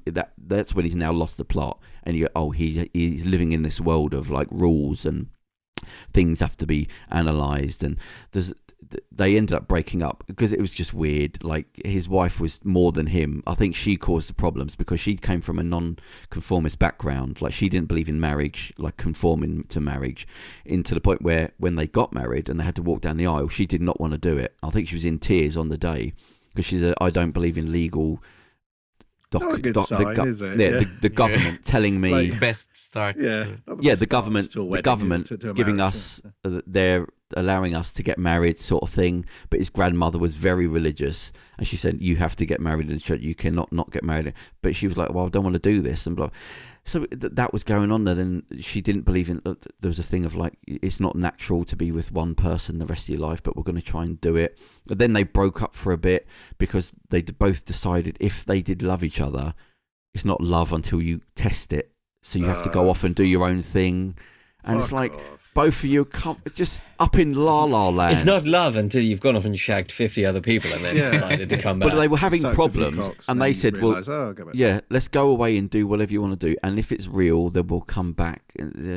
And there's one bit where he goes out of the way for a 40th or something like that, and he does a thing, he looks into a family tree history, does a documentary, hires a film crew to look into a slave owner, all this thing. He has Mary J. Blige as a surprise guest doing a rap video for him. There's like this massive event, like he hires a film crew to go and study her life and meet the people and record things in videos and blah blah blah, and then she stops talking to him after the event, like for no reason. He's like, I can't figure out what's wrong. She's like just being silent. Everyone's enjoying it, and then he says, like, what the like she's saying, no, I don't want to do anything tomorrow. So whatever you got to do, cancel it. And he's like, what are you talking about? He said she's been silent up to this point. This is the same night, and she's like, just cancel stuff. And he said, well, I'll cancel. You don't know what it is. I've got planned. He had a favourite artist come in that was going to paint her a picture and all this. And then she just started kicking off, like, I fucking don't want, I'm telling you, I don't want to do it. Like, whatever it is. And he's like, what the fuck is your problem? And then she said that was the most egotistical disgusting display of ego. And he's like, are you fucking... And then she's kicking off about it being egotistical. So he goes, do you know, like, she was just off on a bloody another planet, like, about what love was and if it's not perfect. There was a thing, I saw an interview with her, and she was saying how your husband should know everything about you, and if he doesn't, then it can't be the real person for you. And like, well, no, what are you talking about? Like, but in her head, she had a troubled childhood where he doesn't go into at all, which leads me to think that some bad stuff went on. But in her head, it's like trying to live in the world of spirits and perfection, and everything has to be this thing. And he's trying to please her, but it doesn't work because it's not real. You're living in a bloody La La Land. So I said when they other split people's up, relationships, though, you know what I mean. But anyway, they ended up coming back together and saying, right, we're going to be each other's life with forever, but they just don't know how. It might not be, but are they still together now? I don't know now. I couldn't figure out whether they were or they weren't together, or they were doing it for the kids. I get the impression that they possibly have an open-ish marriage. Yeah, it's basically come down to they're not seeing anyone else, but they're not like married as you would think it's marriage. Yeah, so there's a partnership. Sort of, yeah. They basically as far as they get, is saying we've come to the decision that we're both going to be with each other for the rest of our lives. In what type of way, never really gets. But the last thing is, they have to go off, and if they come back together, then they do. But if they don't, then that wasn't meant to be, or something like that. But did it go into her album and her music career? So she was basically blaming her a little bit that he wasn't seeing the real her, and that he had changed who she is. So she had to go and do this album to find out who she was. So then, I was today years old when I knew that Jada Pinkett Smith did an album. Yeah, and it's like rock. She was always like a rock chick. That was her music style. Like, so she went off and did that, and he was trying to support her with that. But she was explaining to him it's about a woman finding herself. Did they go into the fact that he had to pay people to turn up to her concerts? No, he didn't. That's not real, is it? He would do that sort of thing. And they use cardboard cutouts as well in the audience around the back, and like low lighting. It sounds like sort of almost. That's not real, right? I've heard that. It wouldn't surprise me, the stuff he does, but it sounded like her music's almost like thrash metal, sort of like it's nearly there. But it's all about spirits and wolves and the death of the boat. Do you know what it sounded like? It sounded like, have you ever seen the movie So I Married an Axe Murderer? No. Not for a long time. Okay. Mike Myers does some sort of spoken word poetry over music and that. And it's like, He's like, so this is so good. I am doing a spoken word poem over jazz music, and like that's when I heard her music, I was like, oh, it's like a joke. Yeah, it almost reminded me of like when somebody has a nervous breakdown and they start doing weird stuff. It's like, oh, what is it you're trying to do? So once here? you start singing about wolves will know, you finally snapped. The wolf, the woman, the like bones that of the screaming wolf. at the sea couldn't help you anymore. Yeah. So, but it was sad because you see the sort of evolution of like where he was and how he got there, and he does say a lot of interesting things. Like honestly, there was stuff where he was saying, like he had an argument with a guy in one of his record label, or like when they're doing films or something, and he thought the guy was almost threatening him, and he's just this little Jewish guy, and he saw him pick something up, and I thought he was going to hit me. So me and his mate jumped and got in this guy's face. It was this little Jewish fellow who had a bad back, and started threatening him. And then Quincy Jones had to get involved in saying, "You can't talk to people like that. This isn't like a." And he said, "Oh, you've got to realise at some point that the person that got you where you was has to be let go, and not to hate that person, because you needed that person to get you to where you needed to be. But then you have to cut them off and be somebody else now. That person isn't needed. Like wearing armour. The armour will save you, but then if you're still wearing it into a relationship, that's now the enemy. Who you thought you were proud of is going to be the enemy if you don't cut that person off, and you need to know that." So there's things like that he goes through. I thought, okay, that's quite interesting. But it was you realise that when you get to the point where you're living in California with you and your wife, and you've got everything, you're trying to build. It's like bringing kids up in therapy. Do you know what I mean? It's not going to be good. You've got to just let them be kids. You can't make them little perfect robots. The more you try and compact that, you end up with shaved heads and kids telling you, "I don't want to be you be my parent." But I mean, literally, that's what you. I know you're a bit older, but it's just you're like, that's how you end up with shaved heads, and it's just like. Because my thing is the results. It doesn't matter what you say and how many conversations you basically sit down with them. But it was like they were playing Trivial Pursuit, and to him it was like war. He has to win Trivial Pursuit, and the woman, she says to me at one point, it's Christmas Eve. They're playing Trivial Pursuit together. I didn't realise it was actually American. No, not Trivial Pursuit. Monopoly. That was it. It's the New York was the first one, and he's saying how he's calculated the numbers and the odds of where you should be and where you shouldn't be. He said no one can beat me in Monopoly, no one. And they're playing it at Christmas Eve, and he's saying he was mentioning the things that might have gone wrong with their relationship, and one was building a house, and she said it's too big. This is acres and acres of land. You're never going to be here. But in his head, he was like, no, you don't understand. It's going to be amazing. And it just ended up that was part of the failure of the relationship. The other one was playing Christmas Eve like with a family, and he's trying to win and beat, and he like immediately goes to knock her out. Like there's nothing left. Like she can't do anything, and she's saying to him, "Are you sure you want me to pay for those houses?" Like the kids are there, like in code, and he's like, "Yeah, you got fucked up. You give me them out." He said, "Let me ask you again. Are you sure that on Christmas Eve, with your family playing a board game together, that you want to knock the mother out of this game in Christmas Eve?" And he's like, "If you can't take the heat, get out the kitchen." And you go, I'm a little bit with him on this one. I'm like, fuck it. It is a board game. Kind of. No, but her thing was like, we're here together. It's not about the winning. We're here sitting together playing a game. No. Because if it doesn't matter if you win or lose, why'd you keep score? Yeah, but no, he said, he did say a long that game of Monopoly is a very boring game of Monopoly. Yeah, it goes longer and longer. It's not a.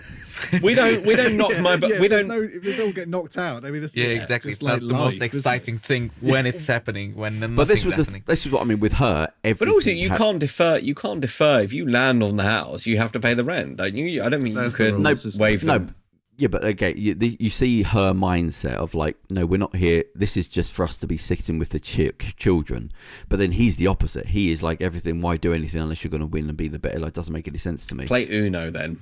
But then when he's saying her things like, if you can't take the heat, get out. He did say, like this is the earlier that he says, now you have to remember, I was stupid at this time. This is like, I know now, looking back, this did not make any sense. I should have just gone with it. I should have known not to fight her. This reminds me of a scene from, I'll be very brief, but from Scrubs, where the main character is doing a voiceover in his head about how his friend and her girlfriend aren't as cute as him and his new girlfriend. And it does a scene where the main character, they're arm wrestling. He's arm wrestling with his new girlfriend, and he lets her win. And he's like, "Oh, you beat me, babe," like that. And then it cuts over to his friend Turk, who's playing with his wife, and he just slams her hand down, and he goes, "You see what you get? You see what you get when you mess with the warrior." There was who's the? Oh God, I'm not going to remember his name now. Oh God. Who did run the British comedian who did Room 101? Frank Skinner. Oh, he had a thing on one of his stand-ups. He was talking about like how women can hold on to an argument, like, and you don't really, you think it's solved. They said like we would be arguing. I can't remember what it was. They were driving to a dinner party and they were arguing about something. They said as soon as we got to the door, like she changed, her personality changed, and she was very friendly with me. She was even paying me compliments at the dinner and things like that. And he said, "Oh, okay, so she's grown up a bit," and blah blah blah. It was a lovely evening. We left. He said, "As soon as you got back in the car, she just stone colded him again." And he was like, "What the fuck?" He said that was like fucking 3-4 hours. Everything, she was being friendly and polite, and then she just came back in the car and nothing. Oh, Jesus Christ! Went back like mid sentence. You know what I mean? I'm glad. Bang around to it. I'm glad the 4 men could get together to be like, "Oh, women, they never let go of arguments, do they?" Yeah. We've already taken sides against a monopoly, so. But it's an interesting book actually, because like I said, there's a lot of interest. It's more interesting at the beginning when he's trying to sort of break out of being that he's scared and he's a coward and all this sorts. He's very honest. But it is when he gets to the California bit, you see, oh, that's what it does. That's what that does to you, when the fame and all that. It's like and then you're trying to bring children up in that. But that's where you get, like I said, you get shaped. I mean, I'm not being funny, but if you look at, Jada, because I can't remember what he looked like. Every other photograph is if you've got pink hair, shaved head, afro, trousers, in a skirt, in a this, in a that. You go, oh, this, he doesn't know what he is. He's literally somebody that's searching. Like he hasn't overcome anything, but he's been talked to a lot. He's been given a lot of therapy, but he's never actually had to face anything. And the bit when he says, oh, "Jesus Christ, can somebody get my dad?" Like on a film set. Imagine what people think of you thinking of that. Can somebody get my dad? I mean, he's 15 though, wasn't he? Yeah, but to say that, I mean, that doesn't make you look good, does it? And the fact that he was just proud that his son stood up to the director, but to say, "Where's get my dad?" because I don't want to do something. Well, I'm saying it's a big deal. I mean, getting into an argument with a director over a scene is like it's standard, right? Yeah. No. But that's a bit to much for call your dad you're the kid's you're the son of the big guy, and say, "Get my dad." Yeah. There was quite an interesting bit where he talks about, because he goes through the films and how they were made and things, and he talks about the Ali film, and he was like, "I am not playing it. There's no upside to this." He said, "I won't be able to do it, and if I fail, I'm going to look bad, and if it's good, I'm still not going to make Ali look good." He said, "There's no way I can do it." And he talks about they have to go to, I think, South Africa to do the film, because they wanted to do it, in African land and all that. But it was during the crew, the people that were working, doing all the menial jobs were from one part of Africa. And then you had all the more sort of technical crew that were white and from South Africa. But they obviously still had the thing of thinking whites are better than blacks. So then there was one point where, so you have all like the lighting, the tech crew, they're all white South Africans, and all the black people are doing the other bits, the running around sort of stuff. But they have to work together on this film. And there's a young black kid, I think he was like 13 or something, urinates on a toilet seat, and one of the white crew went and grabbed the kid, pulled him back into the toilet and wiped the urine off the toilet with his face. And what happened is, he said something started kicking off, and then then somebody ran in to get Will, said, "You've got to go down," and he went down, and it said it was literally like a white and black standoff, because the whites from South Africa were unionized and all that, and they were sort of like, you don't understand how things work in Africa, you can't be talking us to this way. But then Will Smith, I mean, no, I'm sorry, you sure, don't do that to anyone, it's annoying when you go into the toilet and someone's pissed on the seat, and you can there's a case to be made for going, fine, if you know who it is, and be like, "Can you go back in there and fucking clean that fucking seat," kind of thing, because it is gross. But you don't need to fucking assault someone and the way they were explaining it, like they had to get caught. Like, I think, who's the director? Was it Michael Mann? Ali? It was. I think so. Yeah. He turns up because his Will Smith's bodyguard is basically like, come and make me wipe my fucking face on the toilet. Wipe my face on it. What do I have to do to make you make me wipe my face on the toilet? And he's saying, what about if I call your mum this? Will this make you wipe my face on the toilet? What about if I smack you in the mouth? Well, but what happened is Michael Mann turned up, sort of said, right, calm down, everyone go back to work, blah, blah, blah. And they called Will Smith, the bodyguard, and the guy that had done it, not the guy that had done it, but like one of his representatives into the office.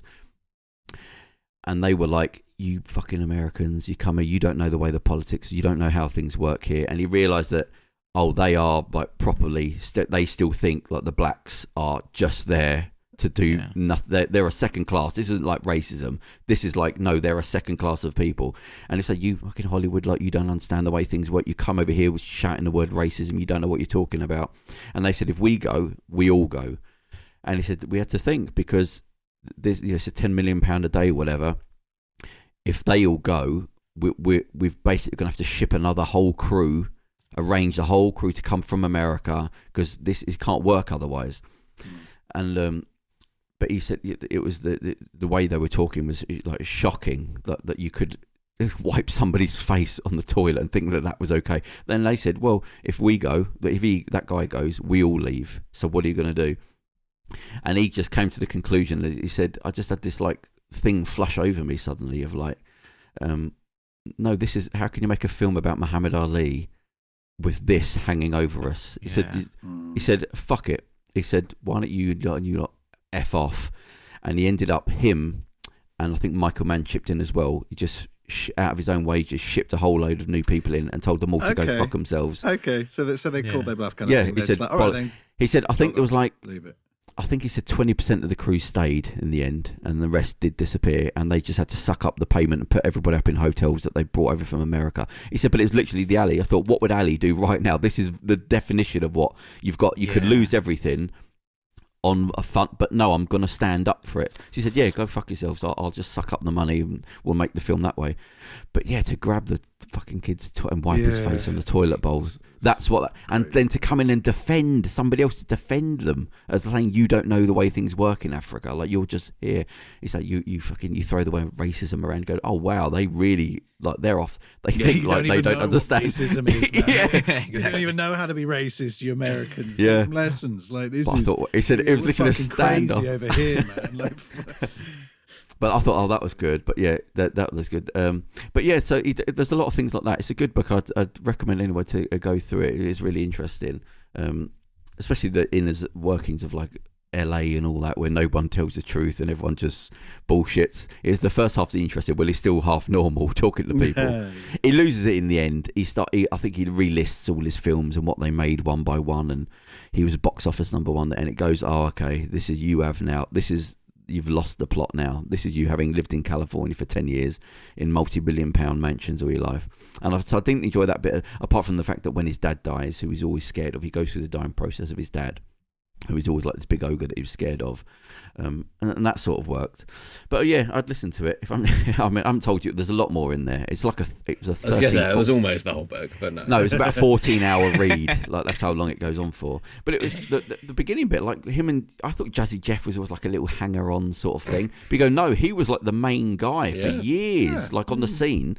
And mate of his, and Fresh Prince, or Will Smith rather, he was like, at the time there was a lot of like rap battles that were going on, and he was like in the country, he was blowing everyone out of the water. He was proper, like they would just go up and sort of cuss each other, that sort of thing, and he was just blowing everyone out of the water. Just naturally he could do it. I have to say that recurring gag of Jazz getting thrown out the house is still, and it's the same clip as well, like every time. Yeah, they talk about that because he didn't want to do it. He said when he went to LA, because Jazzy Jeff, what you got the idea, he lived with his mum and he was very reclusive. So even when they were rich, he was still staying at his mum's house. He said this guy did nothing other than play scratch record. That's all he did. Other people were doing it he said this guy was like incredible. He said we'd go to events where people had been doing it for years that were like the top of their game, wouldn't even shake his hand because they're like, who's this idiot? And then he'd just blow them all out of the water because he was like almost like autism level. That's all he did. And he would be scratching records that were made in like the 20s and bringing it into the modern era. So they were like really big at the time. But when he got the Jazzy Jeff thing, the Fresh Prince, he said, like, I'm not an actor. I don't want nothing to do with this. He said, I've got no interest in being on any show. And he was like, I couldn't believe it. I couldn't believe, like, he's been offered, I think it was like 20 grand per episode to come and just be in the show, a few words. And he was like, no, I don't want to do it. And he said, I had to tell him about girls. Like, there'd be a lot of girls would know you, and then you bet you are, I'll do it. But yeah, because he didn't want to do it, they had to use the same recording a time. He said, but the problem was, because it's been recorded once, so he's obviously wearing the same clothes in every scene. So whenever he was in the scenes, you knew he was going to get kicked out if he was dressed in the same clothes as the one. Right. They had to dress him. But yeah, he didn't want no part of it. And he talks about that in terms of psychology of, like, you've literally opened the door to some people, but they're so petrified of failing that they'll go, no, I'm fine, I'll just stay here on my own. But it did seem like he had a low-level something where he didn't want to leave the bedroom. All he did his whole life was just scratching records and things like that. But yeah, so they're very big. They weren't like gimmicky. They were like very big at the time. But yeah, so I'd go and listen to it. Do you ever listen to any audiobooks or anything? Or you just read them, any of you? I just read. Yeah, I don't do audiobooks. Autobiographies? Yeah, I've read the odd one. Like what sort of one? I'm trying to think of the last autobiography I read. It was a little while ago, but The Kid Stays in the Picture, which is Robert Evans, he was an actor and then a producer, and then he became an executive and basically the head of Paramount Studios. So he took it from, in his words, from out of the top 10 studios in Hollywood, they were number 11 when he took over, and they were making films like Paint Your Wagon Red, and then he made films like Rosemary's Baby, Godfather 1 and 2, Chinatown, The Great Gatsby, all these massive films. Love Story with Ally McGraw. So he took it from number 11 to number 1. But yeah, it's a fascinating book. There's a documentary of the same name based on the book that's probably one of my favorite films. Yeah, it's excellent. What's it called again? Sorry, The Kid Stays in the Picture. Kid Stays in the Picture. And that's an autobiography, is it? Yeah, it's the title comes from, he said he was doing a film. It was an adaptation of a Hemingway film, The Sun Also Rises, and he was the main character. And everyone, because he was kind of a bit of a hammy actor, even by his own admission. And he said everyone involved in the film wrote a letter, a telegram to the head of the studio saying, this guy's a fucking clown, get him out. The only person who didn't was Errol. I think Errol Flynn had a small role in the film, and he refused to sign it. Yeah, which is good, Robin Hood. Errol Flynn, yeah. Yeah, I think it was Errol Flynn but I might be misremembering. It was one of these old classic Hollywood actors who refused to sign it. Anyhow. And so the head of the studio, I think it was Daryl Zanuck, came down and watched him do this big matador scene. He's got to do all the toros and all that kind of stuff. And the expectation was that Zanuck would go, yeah, you're all right, get this clown off of it. And he just stood up and said, the kid stays in the picture, and walked off. Yeah. And he said from that day on, I decided I didn't want to be the actor shitting his pants. I wanted to be the guy who got to decide whether the kid stayed in the picture or not. Okay. When did that come out? Is that a recent thing? It's quite an old. But I mean, Robert Evans he passed away a couple of years ago, fairly recently. But yeah, it's a good book. The film I thought was better just because there's the brevity of a 90-minute film versus a very long. What about you, Charles? Autobiographies? Anything?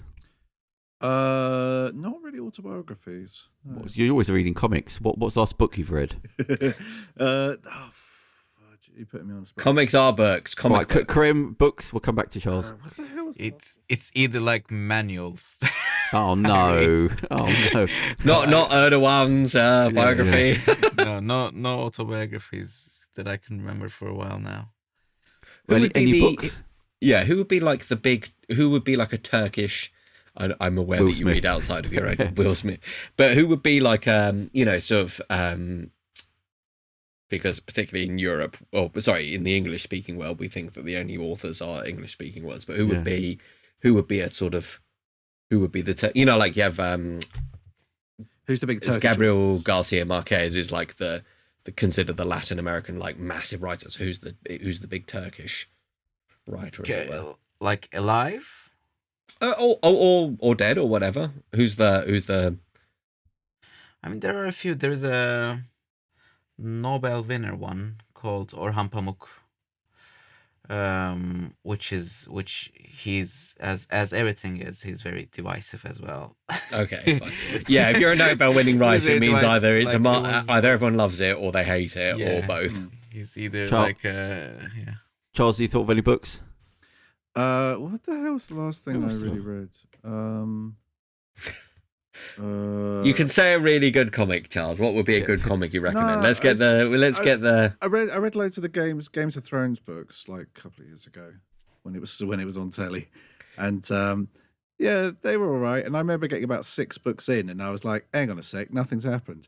I think they got back to like the main city again. And I was like, this is where they started. I was like, they started here like 6,000 pages ago. And then they're back to where they started from. And I was just like, okay. And then I sort of stopped reading. I remember literally having a moment where I was like, this is literally not going anywhere. But they were quite enjoyable, I remember. What the hell? Did you ever get round to the William Shatner autobiography? No, not yet, no. Oh, that was a weird that was like a trippy read. When I went through it before, I'm not going to go over it again, but it was really trippy. I couldn't tell if he was joking, and I kept flicking back through. No, that's not real. No, oh god, he is being serious. Oh no, that can't. This lack of self-awareness is like incredible. You know what I listened to another one was Jimmy Carr has got a self-help book out. Have you heard it? No. Yeah. What? He's not taking the piss out of self-improvement, but I heard, because I listened to the interviews, but he's saying, look, from a point of view of a struggling person mentally, struggling to do comedy, wanting to give up my job, this is just some of the crap I've learnt along the way. But he's basically taking the piss out of most of it. It's quite funny. It isn't really a self-help book. It's a bit sort of like an autobiography. And then he says, look, I was feeling like shit then, and I didn't want to do this, and I had a problem with that. And but he's basically mocking himself as he's going through it, like what a wanker he was, sort of thing. But I didn't really. He hasn't spoke to his dad for like 20 years, like they had a cut, and he doesn't actually explain why. At the end of it, he said no. He even by the end, he gets into it and saying like people have a go at him, and he gets pissed off about it because people are like, oh, you should go and speak to your dad. And like, no, you don't understand. I saw him the other day. Why have bad people in your life? It doesn't make any sense. I saw him the other day. I saw him a couple of weeks ago. Oh, really? I was in Reading. Yeah, I was in Reading, and he walked past. Literally walked. Oh, wow! I thought you meant okay. And I was like, "Is that Jimmy Carr?" And literally, he was wearing like this blue suit, and I was like, "Of course he is." And like, I was laugh.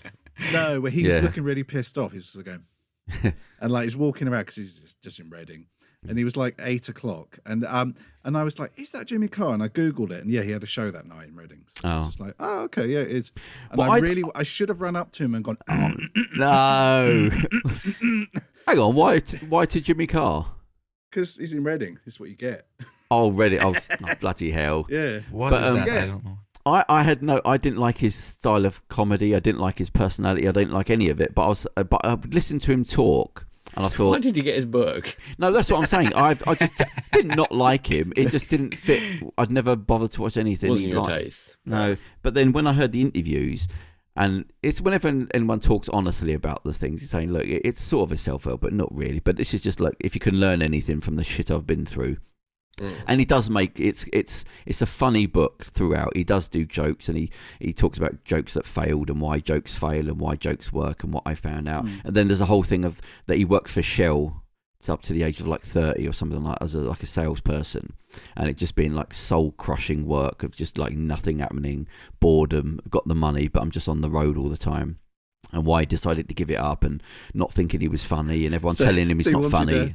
He wanted a fulfilling job on the road being a stand-up comedian. Well, his thing, it was like almost like a breakdown of like, I can't do this anymore. This is just nothing. And then somebody says something, but then getting into comedy and everyone telling him, well, who are you? It's like a lot of comedians. They always say, you're not funny. Like as if like, oh, everyone else that's on TV is funny, but everyone says everyone around them immediately says, you're not funny. I could do that. You're not funny. So he goes through that, and then, but yeah, it's basically a process of somebody restarting again, but sort of like mocking this. And he goes into relationships and trying to hold a relationship down when money's on offer and all this sort of other stuff. But it's actually, I'd say, yeah, read it. It's only cheap. I think it's only like £6 or something like that. It's not a long book, about 6 hours. but it's quite funny, and he does drop some jokes in along the way, like jokes that he's made up. And what was the one joke? Oh, the one that actually made me laugh out loud. I think it's the guy. He goes to he's got this high-powered interview. Have you heard it? He goes to an interview, and the guy's questioning him, and it's all going well. It's all suited and booted and all that, and the interview's gone very well. And the guy says to him, "Okay, so just like one more question." He said, "Like, now tell me like a bad point about who you are. Tell me one of your flaws, something like that." And the guy has to think, and he says, "I'm probably too honest with people." And the guy says, "Well, no, you can't really. That's not really a bad thing, being honest with someone." And he says to the guy, "Who gives a fuck what you think?" That made me laugh. But yeah, there's a few jokes. He goes through little things that he wrote, and I thought, it's funny along the way. There's little jokes along the way, but it's sort of like a piss take. What are you laughing for? I just remembering a very silly thing I did in a job interview once. Oh yeah, what was that? How long ago? Let's get some perspective. Long time ago, probably about have you got youth on your side? Hold on, at least over 10 years ago. Okay, and I so turned about up for 40 at the time. I was about 40 at the time. Yes, thank you for that. And I turned up for an interview. It was to do be the casting director for a film. I did get the job. I should add. Before this, but it was meeting the director at their house, but I'd gotten a bit jumbled and I was a bit flustered and already a bit nervous, and I turned up the house and it was just an informal chat in their back garden and blah blah blah. And I had a book with me, and it was A Tale of Two Cities by Charles Darwin, but I was just feeling a bit nervous, thinking like, I'll just make a joke about whatever, break the ice kind of thing. And the director spotted the book as I sat down. He went, "Oh, Dickens, very sophisticated." I went, "Yeah, I normally just read Asian Babes." Oh no! And it just came out, and I didn't even.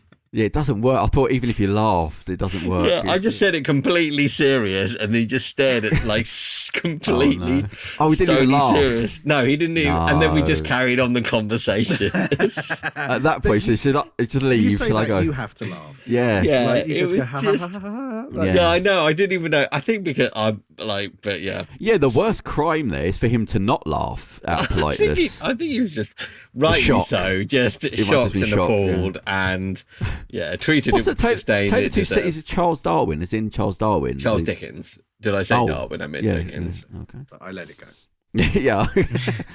That was the least of the problems with that story. Interesting where this is going. Michael Parkinson's done Parky. He's got his autobiography out about the people he met and all things like that, which is quite interesting because he talks about Ali again. He's another one he talks about. Mm-hmm. But there's some interesting books out there at the moment, like looking back sort of thing. Just in time for Christmas. Yeah, there you go. Oh, God, we missed our Audible sponsorship deal. Physical, not physical. My little tree. Where's my? You can't bring it back to Christmas after. Oh yeah. I don't know if this is a Christmas. I mean, what else has been going on? But Boris Johnson. They're just sticking two fingers up at the public again, just laughing. Yeah. I'm getting to the point now where I'm not angry anymore. It's amusing how much the public will put up with. Like, I don't think the public would put. It's not necessarily that they're putting up with it. It's just like. I think there is a general feeling of like, okay, now they've all, politicians have always been crooks and whatever, but it's just like, okay, now you're properly taking the piss now. Well, when you're actually laughing, funerals, and when you're mocking, you're literally laughing, yeah. You're not even trying to hide it. At least pretend. At least pretend and lie. Like, you're just going so strange. Whatever. So when we were supposed to be in lockdown, for anyone overseas, Boris Johnson's lot were having parties and laughing about it, that they were having parties. Yeah, while other people couldn't go. For example, there was a tweet that kind of went viral where the guy said, "I can't believe that, I couldn't go to I stayed indoors, obeyed all the rules. My grandmother got sick. I couldn't go see her. Yeah. She passed away. I couldn't go to her funeral. I couldn't go and console my mother, who was devastated and also alone. And these guys are just laughing."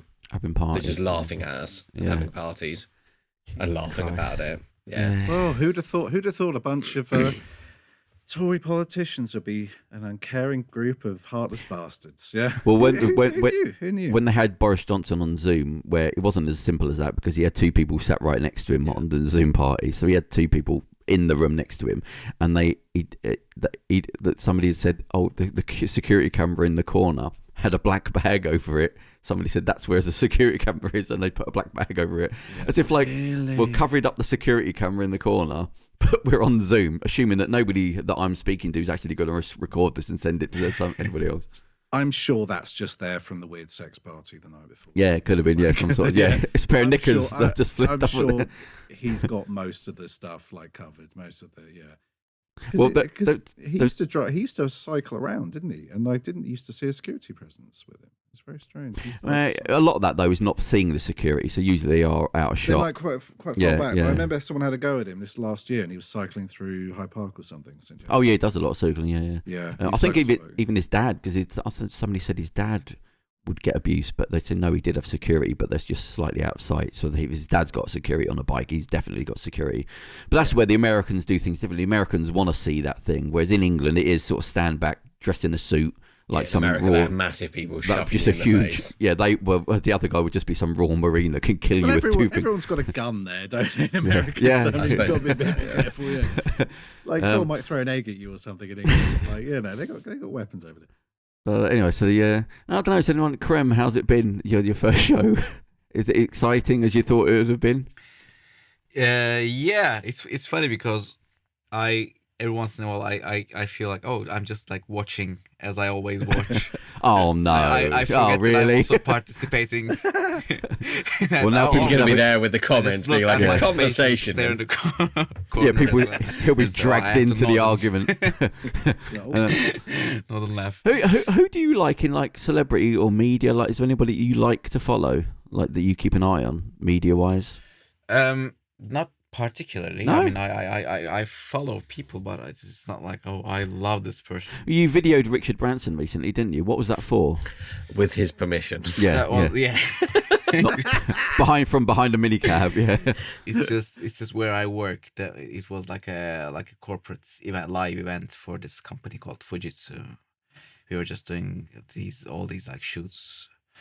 Yeah, very exciting life. What did you think having met Richard Branson? Did you get to say anything, or was it literally just sit there, shoot, and then he'd just gone again? I said, can he hear us? Because I'm a sound engineer. And then you charmer. You old charmer. Because he could, and then they... Oh, that was it. You were shuffled out. Other more important people took over. Basically. Oh, Jesus. So you don't see nobody you follow that you're interested in? I mean, I don't follow anyone. Why? Not follow, but you know what I mean? Somebody that you would read their book, an autobiography, or if they're doing something on YouTube, a video of them talking. Yeah, probably, but not that I can like immediately come with. So full dedication. That you're a super fan of. No, not like not fully. You're fully dedicated to your craft, is what you're saying. No, I'm very. You're addicted. You're addicted to your craft. That's it. Yeah, kinda, but then no, I'm addicted to entertainment as well. But it's just like it's like very like it's just from everyone. Yeah, not that this one person that I'm very into instead of. No, just thought with books and things. What about cinema? Do you ever go to the cinema? Because I never really hear about you doing anything leisure-wise because you're always working. I shoot films as well, so. It's weird. So you've got one in the Thingy Film Festival, haven't you? The what was it? Which Rain Dance? The Rain Dance Film Festival. Yeah. Which I forgot to speak with. When the founder of Rain Dance has sat there for an hour. Yeah, I should tell him. And like the booklet that we're reading from has his film in it. Exactly. Yeah. And I was just like, oh yeah, I kind of forgot. Yeah, because I would have been steaming in with that, mate. There would have been plenty of nepotism there. Oh, what's this film here? What do you think of that? I just happen to have this. Yeah.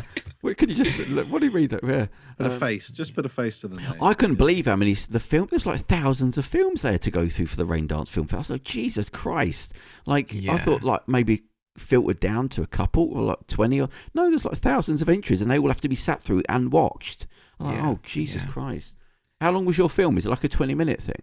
No, it's like it was like a very short. I think it was like about 15 minutes. Are they all short films, Charles? The Rain Dance film? Were they all shorts? No, they were. I think they were features. They were features. There are two. There are full feature categories and short film. Yeah, in fact, I'm certain they were. Yeah. Oh, that's a lot of fucking audio because it's not like he had a mass team of people. He did probably had some, watchers and stuff. Yeah, but that's like that's a lot. Because he did say, he was like, from one event finishes and you've already started planning the other one, like next year. He did say that there were people and they literally just watched like a couple of films a day. That's kind of what they were doing. How does that sound, Charles? As it stopped, they were just like going, right, okay, the thing stops, and they had to watch like 3. Or just watching 2, like 4 on the screen at the same time, just constantly going. You'd start creeping up to 1.25, 1.4. Yeah, you did say. What was it you did? What did you? Oh no, I'm not going to say. Oh, better not say, right? Yeah. No. But yeah, it was just because time constraints. But yeah, I can't do that. That was another little. When you said you had to listen to a book and you had it on 1.5, I'm like, no, you've got to have a line in the sand. It's 1.4. Oh, okay. But then I said, I'm not nuts. I'd heard students were studying and they were listening to lectures on like 1.5, and I was like, that has to tell you that we're going mental. We're actually going insane. You can't do that. You cannot fast forward things to just get the information in you as quickly as possible. You might as well just say, we'll listen to 4 at the time. Then that's where we're heading. Ozymandias, you watch all the channels at the same time. Yeah, but that's insanity. The Insanity. bad guy in Watchmen, he used to put on all the channels, put on like 50 channels on the same time, and just watch for general trends. Yeah. I can't remember. I feel like I could go back and watch that again. Was it any good? I remember it being quite decent, but it was getting slagged off a lot. The Watchmen. I couldn't remember. The film was quite good. It's It's a bit too long, but it is. The bald guy in it, was he a baddie? The blue one? No, No. He was just uncaring.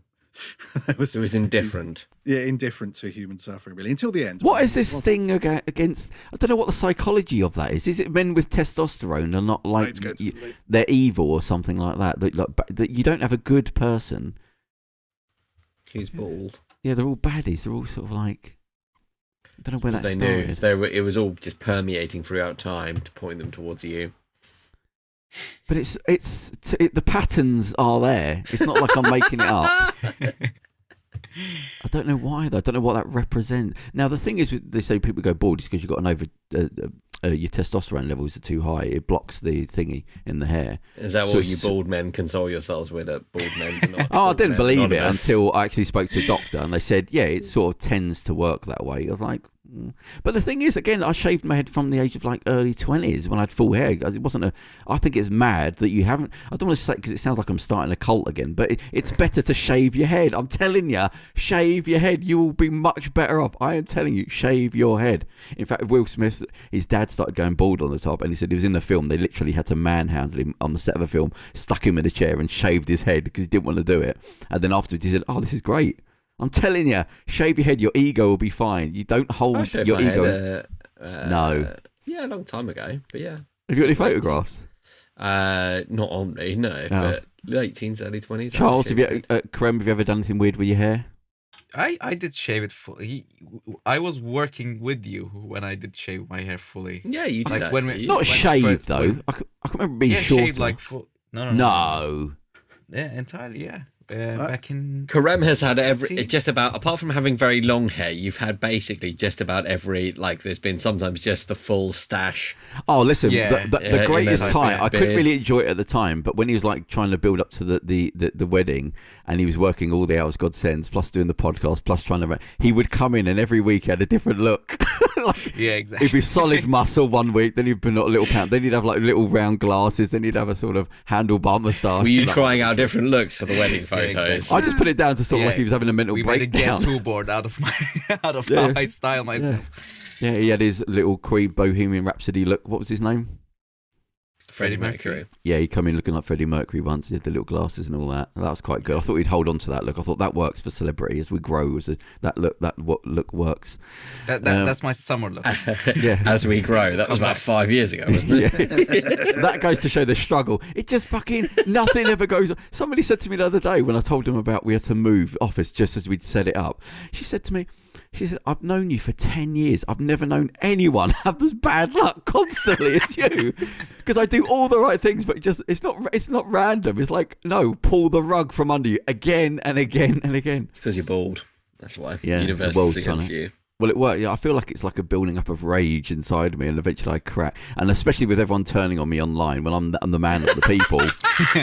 Now the public turned on me. Everyone turning on you. Because I'm the least one you should be turning on. I'm trying to do the right thing. 7 billion of them all having a go, all having a dig. Everyone's against you. Ridiculous. Absolutely. The one But this is what I said to you about fashion. This is how supervillains come about, man. Yeah, this is like your supervillain origin. I'm starting to see, right, because I'm not a fascist, right? I'm anti-fascist. International motto of all fascists. I love how conversations sound like. What? I'm feeling there might be a but here. Yeah, no. Yeah. But Or it's like, however, like because it adds up. It should just be that. There should be it. I'm not a fascist. Right. Yeah, it should be the end of the sentence. Yeah. No, but my thing was, right, because I don't know enough about history. I've meant to ask about this, but it always seems like fascists seem to start off like doing the right thing. That's what I kind of never understand. Okay. Or they don't seem fake. They always seem like somebody that suffered and bad things happened, and they try to do that, and they rise to power, and then everyone turns against them, and they have to be more. Then they become a fascist. No. No. What? And I don't know, so I'm asking why. No, what it is it's like it is with a lot of these. I mean, I just watched a documentary today about QAnon. Right, we'll have 5 more minutes, and then we'll go. So go on. Yeah, I love a bit QAnon. Me. I was fascinated with why people choose to believe stuff, and like, you know, where people get their beliefs, and why people seem to pick and choose some things and not pick and choose other things. Yeah. Right. So, where am I going with this? What the hell are we talking about? Oh yeah, Fascists. So yeah, fascists. I mean, at the heart of it, there are legitimate concerns, and there are things like, hey, I mean, your fascist will look at the world and say, hey, rich elites hold a lot of power, you know, in our system, and they control the government, and they control, all these things, and they have a detrimental effect on my life. Why does my boss earn 10 times more than I do? Yeah. And these are legitimate questions, and your socialist will look at them and say, well, these are class issues. These are elements of class conflict. You know what I mean? They are. This is because of Marx or whatever, stratification and things. Whereas your fascist will go, oh, this is because of foreigners. This is because of Jewish people. This is because of brown people. Yeah? No, did Che Guevara and all these people rise up thinking? Che Guevara was not a fascist. I mean, he was a communist. So, what's the difference? well, this is what I'm saying is that they kind of start from the same place. Yeah, They yeah. kind of start from the same place of social alienation through our modern capitalistic system. Right, so that sounds like a good thing. Right, okay, it's a good base to work it's addressing that there's a problem. Yeah. There is a problem that people feel. I mean, like today, people feel isolated. People feel lonely. Yeah. People feel frustrated. People don't know what the hell's going on. Everything seems chaotic. We're sort of more, especially nowadays, we're more connected, and yet people feel more lonely or anxious about stuff. People are more comfortable, yet they're experiencing all these other issues, anxiety issues about their status and stuff.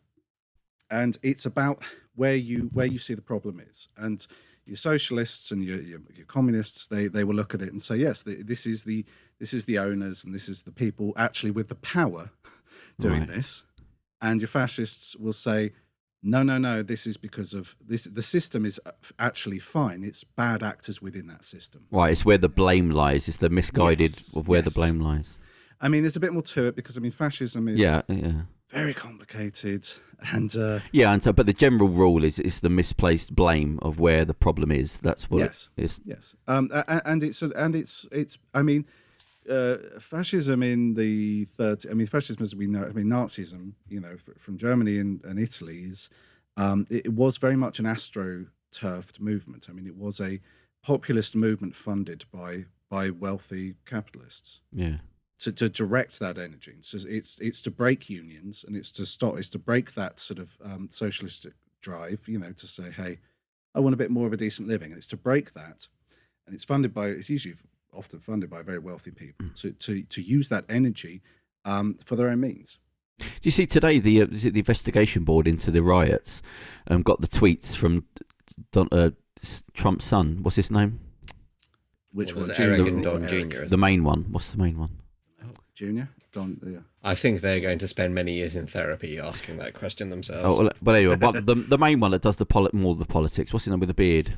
Oh, that's Eric, I think, isn't it? Oh, I can't remember. But yeah, they released his Trump tweet to Matheson. I think the guy that's not turned up for. He didn't turn up for Congress. He was supposed to turn up to do some questions. He said, "I'm not turning up," but they released some of his tweets. And Don Jr. That was it. Don Jr.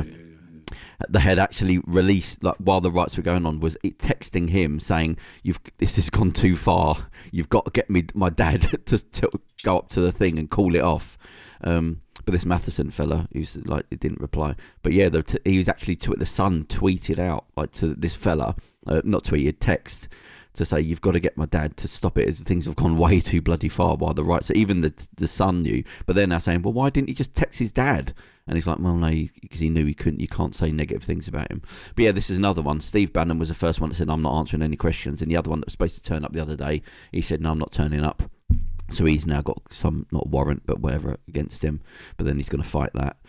But yeah, so they're all turning on each other and not answering any questions. I think they're waiting for him to get back in power just so he can quash it all again. They've all got their angle, don't holding they? in contempt. That's it, holding in contempt. Yeah, they're all making a ton of money off this as well.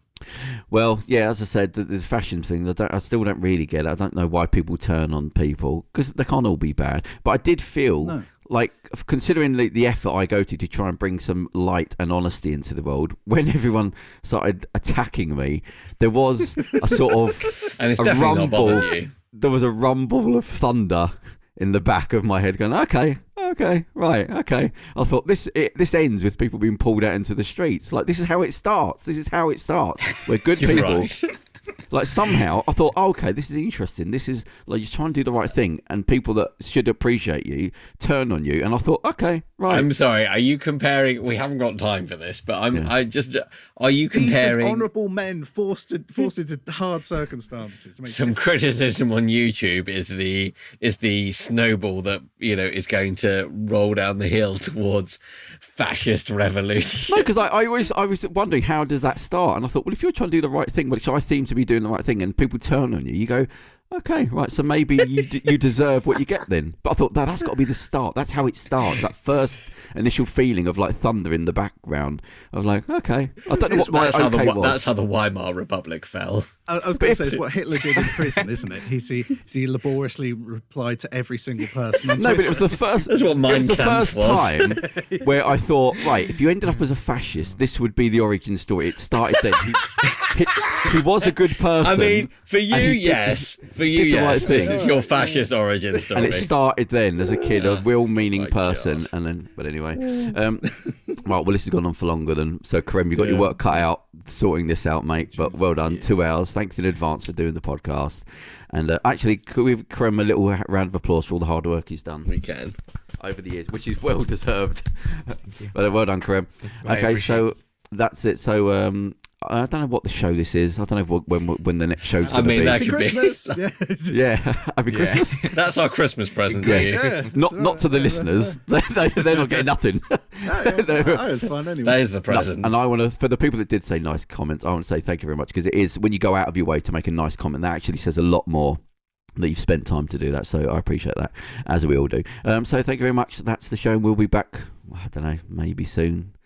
Who can say? Yeah, who knows? I don't. Well, thank you very much, and have a lovely Christmas either way. Bye-bye. Happy Christmas. Cheers, everyone. Bye. Here's your story, let's begin. The water's fine, come on, dive in. The future's here, it's right before your eyes. Step by step, you're on your way. You're welcome to a brighter day. Don't you know it feels good to be alive? You could be larger than